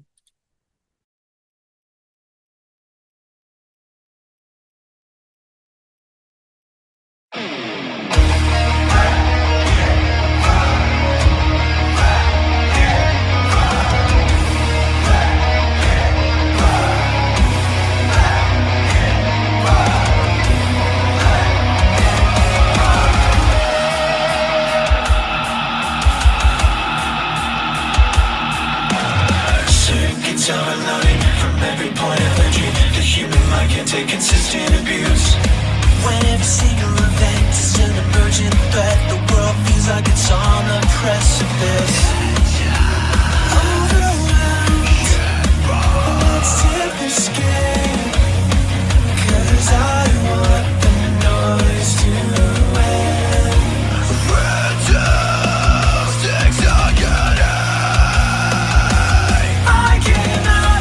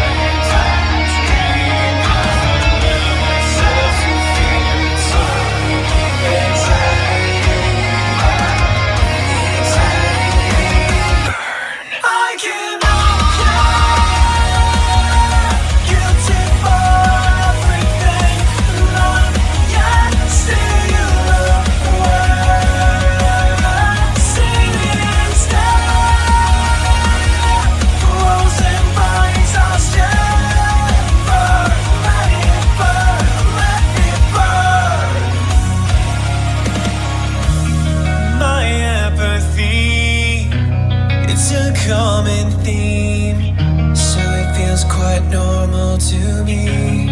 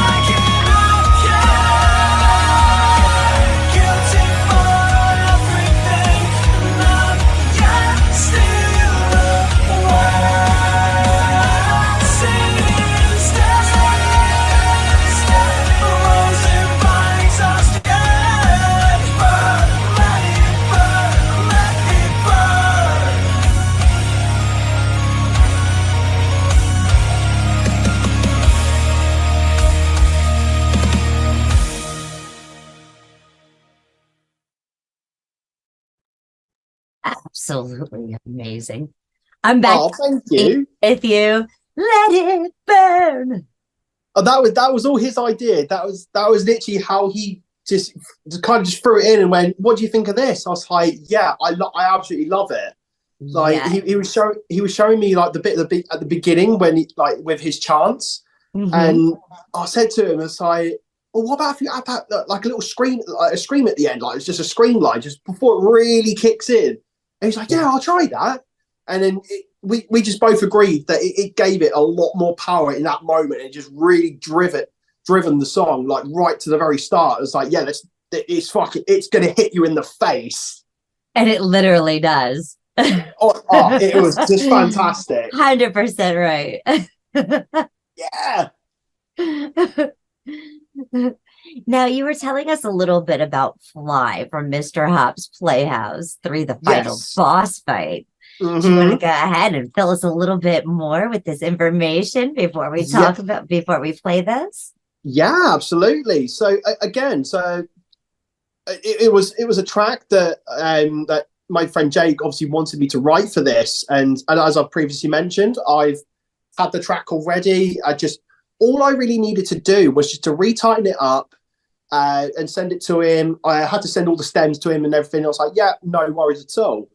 And we did actually go back and forth a couple of times because the original draft I sent in had a key change at the end in the final chorus. And he was like, "I'm really sorry, dude. Please, can you just bring it back to the original?" I was like, "Yeah, no worries. I'll just need to redo my guitar solo for it because it ends on the new key." I was like, "Oh shit, okay, fair enough." But yeah, so no, it was a track that I'd already written for another project, which has been going around actually a little bit.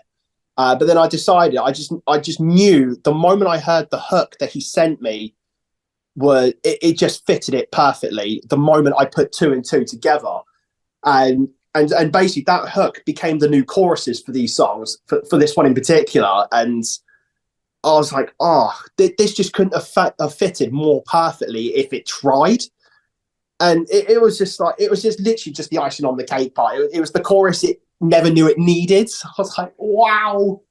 But yeah, it's like, I'm just trying to think what else I really did with this. You know, it was, I mean, some people might recognize it as say from people that I've worked with on this track before. But I can't really say much more because it's just one of those tracks that will always now hold a special place in my heart for being in a video game, which in turn has led me to actually working on another video game, not so well known, but for the same guy. He's just making stuff, and he recently sent me a little video to the game, and he's like, "Yeah, can you just write the intro track for this, please?" I was like, "Fucking hell, dude! What do you do in your spare time?" He's like, "I make games and I drink." Yeah, fair enough. He's like, "I like to have a good time." Me too. That's right. That's what it's all about. Loving what you do.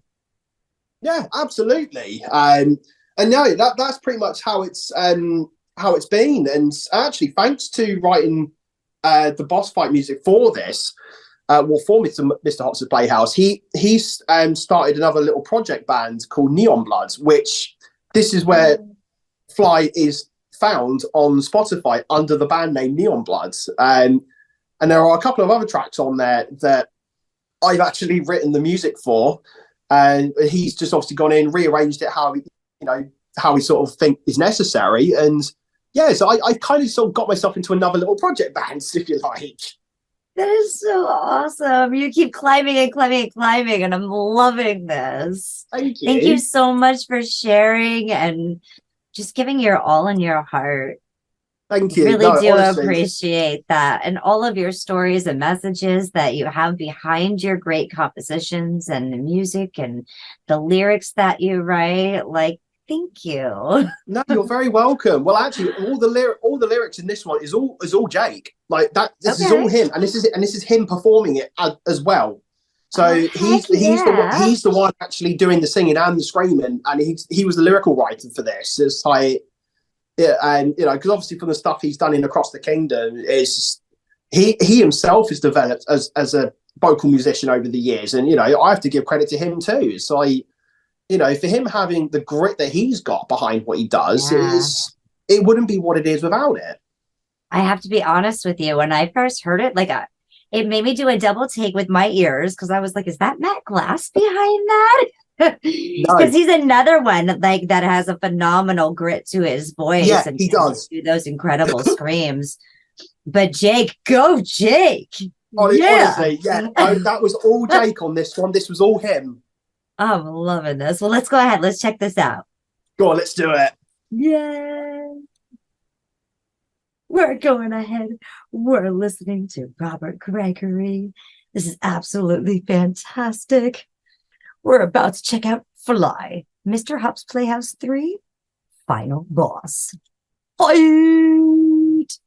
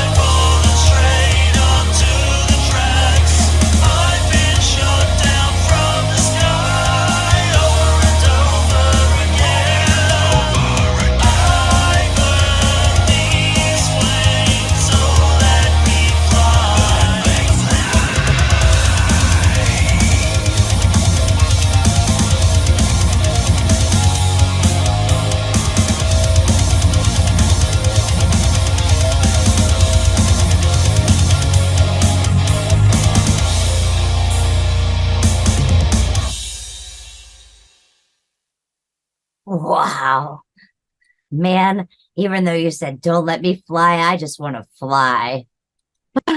That was incredible. Oh, honestly, it was just the way he done it. It was just amazing. I just really like one of the first lines at the beginning. I think it's like I think you go, it's like, take your aim. We can see you through the trees. I was like, what the hell is that? But I was just like, that was just so comical. But I was just like, no, mate, fucking well done, fucking well done. Absolutely. And he had to make it go to the video game. So what was ever in the video game, he had to make it correlate. Yeah. Oh, yeah, he did. Like, as I say, like the only lyrics that were in the actual game itself was the chorus part. And everything else was just an instrumental. But obviously, we obviously made the whole song out of it. And yeah, he was just like, yeah, this is just an incredible piece of work. And as I say, everyone on YouTube that have seen it and commented it, honestly, I have not received so much love from it. It is absolutely phenomenal. So, it's just a massive thank you to everyone who's at least taken the time to listen to it, Yeah, I think I'm going to listen again. Yes. I absolutely love it. Bravo. I love it. I love it. I love it. And I actually want to go check out that game now too, because if it's got music like that, oh man, I'm just going to want to play for the soundtrack. Honestly, it is brilliant. Like, because the rest of the soundtrack is hardly anything like it either.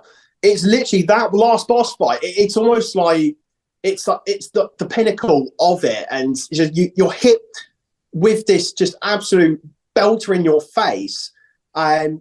Which actually a few people have actually taken or have said that it almost like a Sonic Frontiers sort of like feel, because it's like you get to a major boss and it's just like you're hit with this absolute belter of a metal track. I was like, I'm not complaining to that. That was incredible. It wasn't even my intention, but I'll take it. Yes. Everything happens for a reason. It does. It really does. Oh, Jesus Christ. I like what you just did there. All right. Well, then you want to go ahead and you want to tell me more about I shall. So, yeah. So they say there's a reason.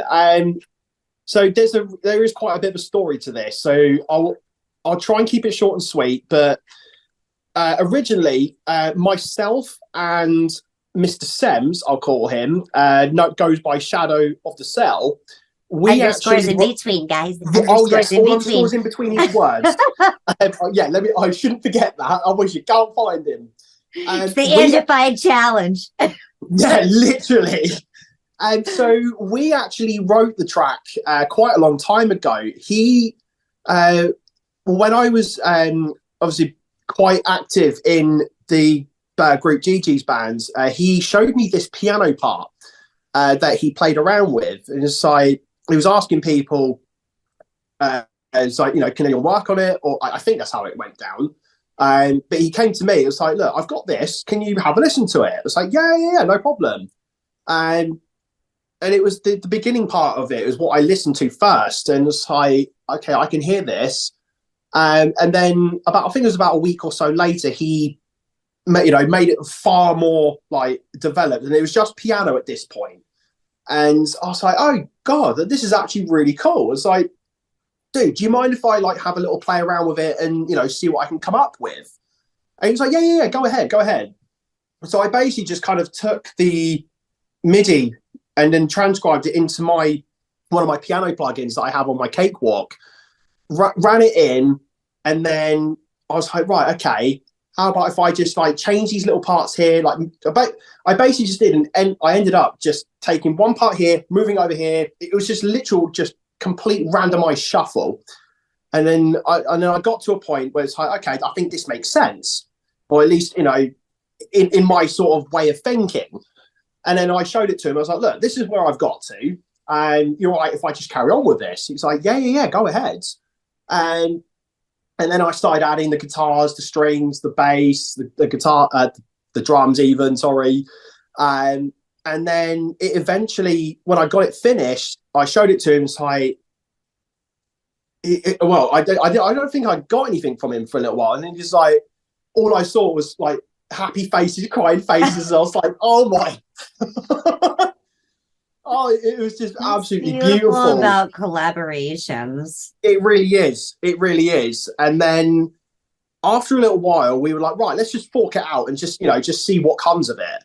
And Amy Locken comes in and obviously does her part and, comes out with, they say there's a reason. And I was listening to it, and this was obviously quite a while back, and I can only remember, like, when I heard it for the first time, it was just, holy shit, this is good. This is really, really good. This is fucking awesome. Yeah. And then she did a beautiful job. She really did. She really did. And then she put it on the interview, and I was like, oh my god, she's mentioning me again. Yeah. And then it wasn't really till after this, like a little while later, and especially after my interview that I last did with you, that it actually really dawned on me the actual reasoning behind what she wrote. And when she explained that the story actually of like her son and stuff, and it really got me thinking. Like a little while ago, I was like, look, I really want to just get these out here now. They've been sat there for far too long. So I went to, I want to say Mad Hatter. I think it's Matt, his name is. Mad Hatter 6? Yes, that's it. Yeah. And I said to him, look, dude, I want to put this out for her. Because that was actually when I really, truly understood the reasoning of what she wrote. Because unfortunately, I did skim a little bit of her interview. So I did miss key parts out. And then I actually went back and looked at it again. I was like, okay, there's a real deep fucking reason for this. So I decided I took it upon myself and went, right, we're getting this out for her. And she, he went, obviously did his mix and master for it. And then as soon as we got to a final part where we both said, right, yeah, we're good. I just went and did like a couple final edits and stuff that I thought was good. And then I ran it through my DistroKid, so obviously getting it released. And I then sent a message to Amy. I was like, can you just keep an eye out on your email account just in a little while? There might be something coming through your way. Little bit of a joke here. I actually got her email address from Matt, because I said to him, I was like, look, do you mind going and getting it for me? Because obviously, if I ask her, I'm going to be giving the whole thing away, because then she'll ask me, what do you need it for? It's like, well, I can't do that, because then I'll just ruin the surprise. Right. And so he got it for me. I was like, great, thank you very much. Ran it all on. And then that's when I explained to her, can you just keep an eye out? And then when she got it, she literally, I don't know what her thought was in the time, but it was a heartfelt thank you, because what I actually didn't realize, it was actually on an anniversary date of said event happening. And I'd had no idea that this was, what the anniversary date was, or nothing. So it was by a complete and utter fluke that when I said to her, keep an eye out for the email, and when she got it, it was on the same day. And she literally just said to me, look, just thank you so much. I was like, wow, fucking wow. And I couldn't believe it was, I just did that by sheer dumb luck. How I managed to pull that off. They say there's a reason. That is extremely true. And then she said something to me in Hawaiian, and I was like, look, I'm really sorry. I really wish I knew what the hell that meant. But she did explain in the same message what it meant. I was like, I just really wish I could actually read that and actually understand it. I was like, I can't speak Hawaiian, nor can I understand it. That's awesome. And that's the thing that music does for us too, because there's no language barriers when it comes to music. And someone can write something in a different language, and even though you can't translate it, how they feel. Yeah, absolutely. And the messages I got from her afterwards, it just really melted my heart. I was just like, I'm honestly so happy that I was able to do her justice for that, because I just felt that when I understood the reasoning, I just like, look, I want to put give her something out there so that it's hers. It's out there in the world for people to listen to. Your wife is a very lucky woman. Yeah. She's got to be very proud of you too, because when we had talked, I know even the first interview, it hadn't been like a really long time that you were doing music. And, for you to pick this up and all the encouragement and love she's given to you, and then to see all these amazing stories and how, you're even connecting that love all around the world. Like, thank she's you. going to be so proud of you. Honestly, because she always hears a lot of the stuff that I do first, before anyone else. Like, because I always, whenever she's like downstairs, like where I am now, and if I'm upstairs in my studio just jamming away, if I get to something and I'm like, oh, I fucking like this, I will always call her up and it's like, look, can you just take a listen to this? And she has first listen on pretty much everything I do. I love that. It's beautiful. Thank you. Let's go ahead. Let's check out this song. Yeah, Amy go on, let's do Loughlin. it. If you missed her interview, make sure to go ahead and check her out. Check her out on BandLab. She's on YouTube, all over every platform as well. You're not going to want to go ahead and miss her. Big up Amy Loughlin. I love you, girl.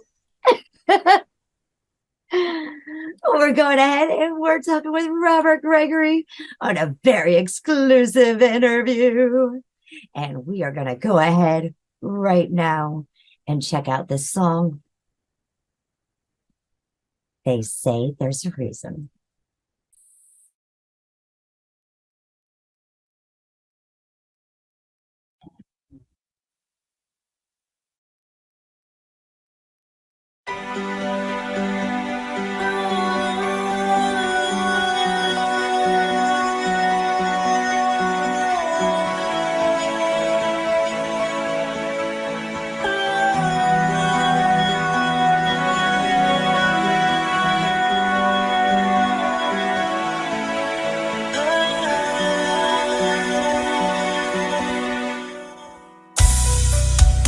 They say there is a reason.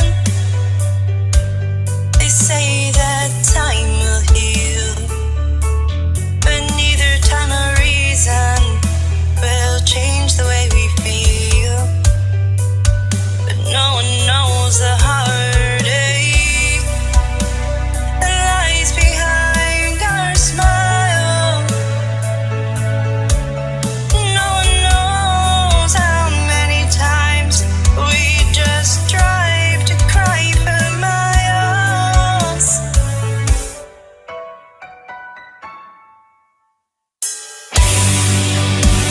We wanna tell you something, so there won't be any doubt. You're so precious to think about, but so hard to live without. They say there is a reason for all the things done. They say it's up to us who we become. Even through all the unrelenting tyranny, as we face it day to day, starting with the day they took you from me, they still say this is how it's meant to be.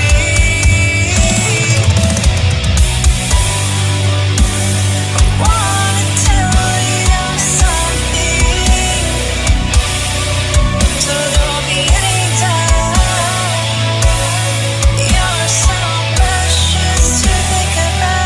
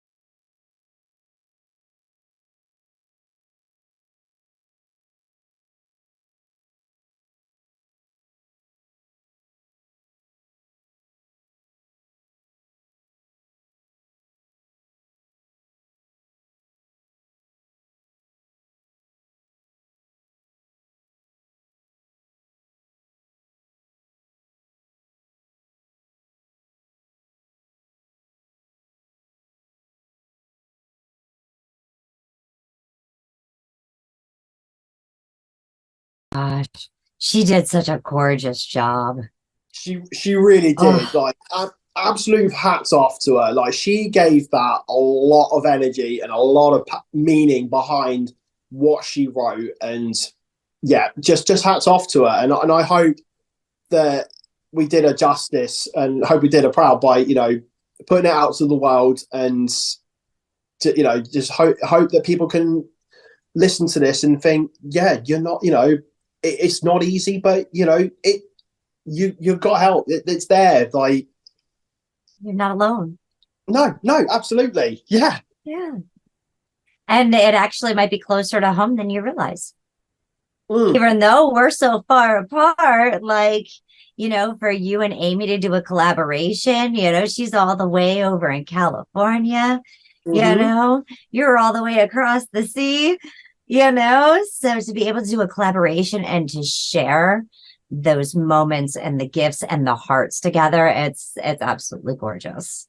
Absolutely. Thank you so much. And, you know, as I say, I hope I've done her justice by, you know, do it for me, Matt, Sam's, for, you know, for doing what we've done.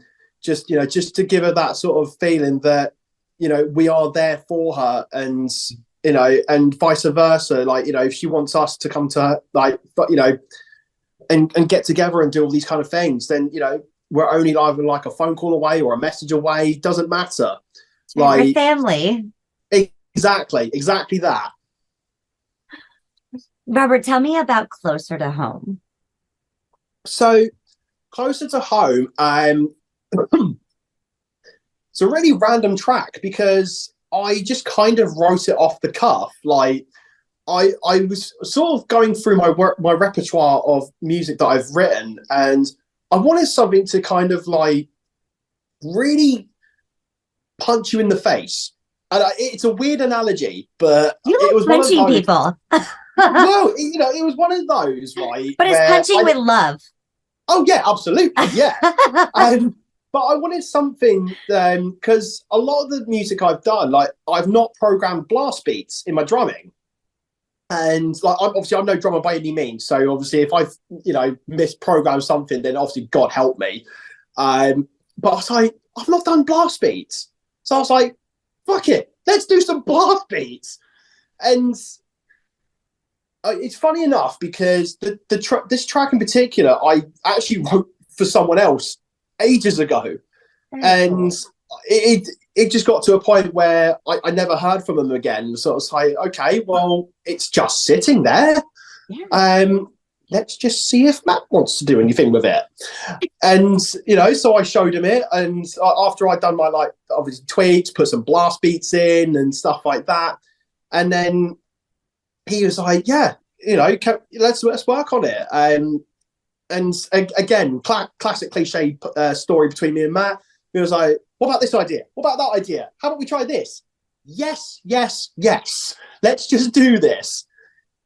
And one of the cool parts actually was actually there's a certain part in it where all the guitars and everything and drums are taken away, and all you're left with is the synth and his voice. And it wasn't originally in there, but then when he showed me that part, I was like, well, what about if we tried it like this, just to give it a bit more of a dynamicism? And I listened to it, I was like, oh, fuck me, this is like mellow, I like it. And it's like, and then it just brings it back, and it's like, yeah, we're keeping that in there. Don't you fucking dare take it out. It makes it stick out.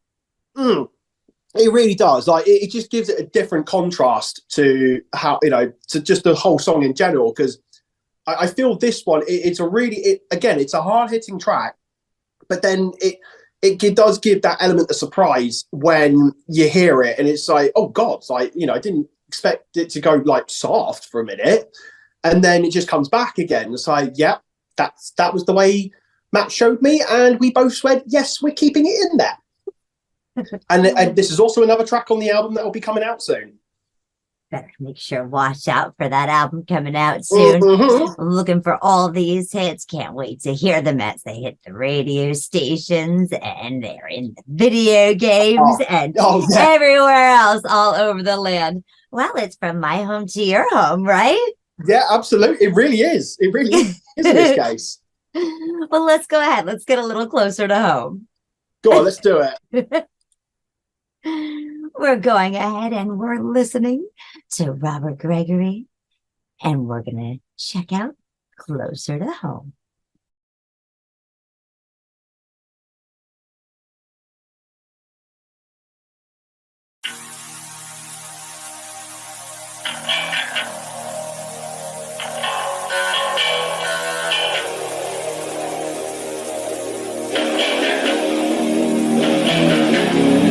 So much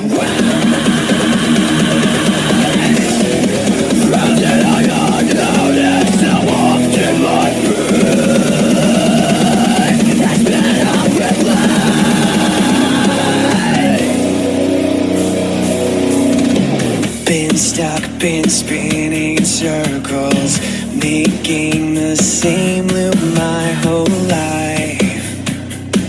It's about time.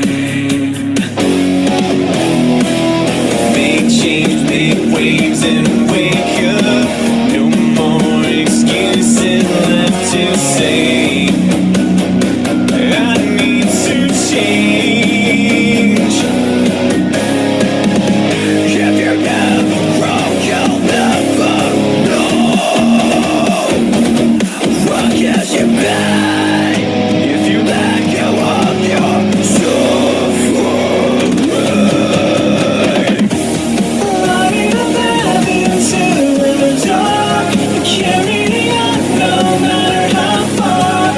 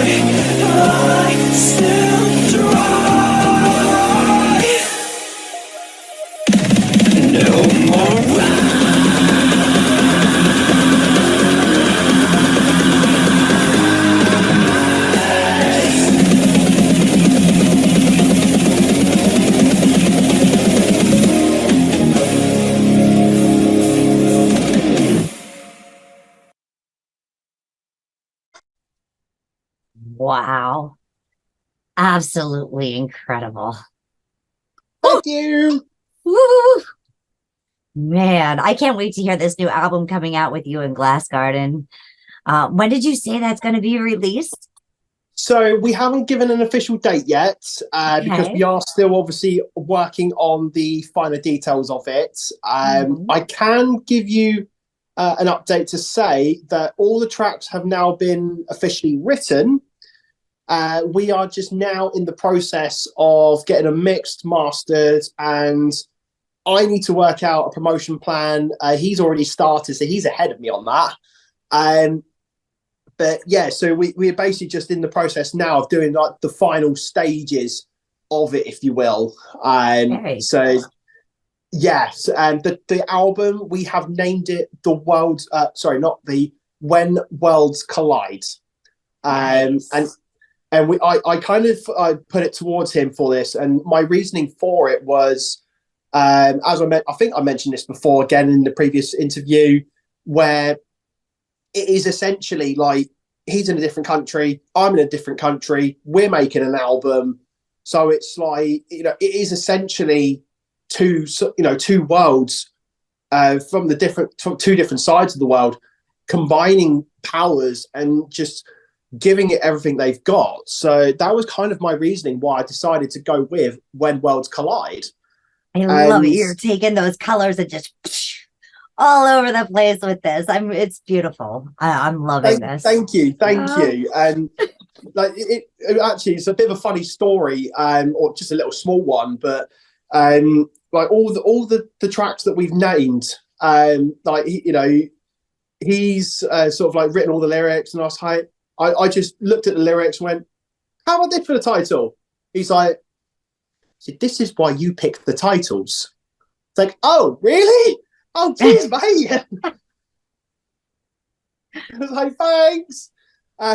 Just a little joke out there. Sorry, Matt. I had to throw that one out there for you, pal. Well, then you got to tell me about Nothing Left for You, because, you know, I've heard all of these great things that I can't believe you don't have nothing left for someone. Well, again, like this is another one. It was very similar story to Fly, that I'd already written this, and you know, some people have worked on it already and what have you, and I felt that this one, again, I wanted to put this on the album. So I said to Matt, I was like, look, have a listen to this again, see what you think, and you know, go with it if you think is any good. And he was just like, yeah, mate, I've got this, don't worry about it, like just leave it with me. It's like, yeah, don't worry, mate, this is why I handed it to you, because I know you'll fucking smash it. Right. Yeah. And yeah, it's like obviously the way, again, the topics he chose is all him. Like, I had nothing to do with any of the lyrical writing whatsoever. Like, I gave him complete free reign on this. And so every topic that he's chosen and everything, and all the lyric melodies, that's all him. Like, so, you know, fucking kudos to him as well, like, for just being a lyrical genius. Yes. You guys got to make sure you check out At Glass Garden. Check out everything he's working on, everything he does. Like you said, he influences many, many artists out there. DJ Tatious is another amazing artist that does a lot of work with Matt Glass. Just watching the evolution over the last year has been incredible. Oh, absolutely. Robert, I've got to say, within this last year, you've been really just evolving and really growing on the gifts that you've been given. If you were to go ahead and give somebody out there, you know, an artist out there that maybe was in your shoes a year ago, what kind of advice would you give out to them? Do you know what? I'm actually going to stand true of what I said last time, and it still holds true to me to this day, is don't be afraid of any criticism that is going to be thrown at you, because if you get given criticized, you know, a feedback or anything like that, don't be afraid to take it on board, because the last thing you kind of want to do is put yourself in a position where you're beating yourself up over it, and you know, you're just then wallowing on what could have been, when you could have just been taking action from what they've said implemented what they said, and actually it could have worked out. It could work out fucking much better for you. And I will hold true to that to this day, especially on the experiences I've had. From when I mentioned that I did the Gear Gods song contest, like I got roasted the shit out of me. And I nearly didn't recover from that. But then it just sort of hit me. It was like, well, what the fuck am I doing? Like, I need to learn to actually just understand like the reasoning of why they gave me the explanations that they did, and actually just understand the feedback, because if I don't do that, how am I going to improve? So no, as I said, time and time again, I stand true to this: is take heed of what feedback and criticism you get, and if you don't understand it, obviously ask them questions. Just be like, look, I'm not sure what you meant by it. Just get to a middle ground, and then once you get there, then use it, because that will be your greatest weapon in music making. Because if you don't learn from your mistakes, you can't grow as a musician, I find. That's right. Teach and learn, evolve from each other, and be true to yourself. Yeah, 100%. If you go ahead and you take a piece and you don't put yourself into it, that shows 100%. Yes. And if you take a piece and you put your all into it, those emotions and feelings, they will resonate, and we will feel you. And, if you took a chance on something and it's experimental, hey, we all like to experiment and play, but that's the only way we learn. Exactly. And as I say, like, it holds true as well that there is only so much one person can do at the end of the day. Like, with the creative mindset that I have, I can only go so far. And again, this is where I have to give credit to Matt here, because with his creative knowledge and music theory and everything that he has instilled on, bestowed on me, like I wouldn't have figured out some other things on my own either. So again, I have to give him props for that, because again, it's putting two heads together. And the little phrase I mentioned before, 2 heads is better than 1, 4 hands is better than 2. It still holds true. That it does. And when he says he's got nothing left for you, it's only the lyrics in this song, because they've got a whole bunch more for you, so you better be ready. Oh, hell yeah. Oh, trust me, there's more where this came from, that's for sure. Let's go ahead. Let's check it out now. Go on, let's do it. Woo! Yes. Here's the song, Nothing Left For You. Let's make sure, check it out. Like, share, and subscribe. Do it, do it, do it, do it, do it. Here we go.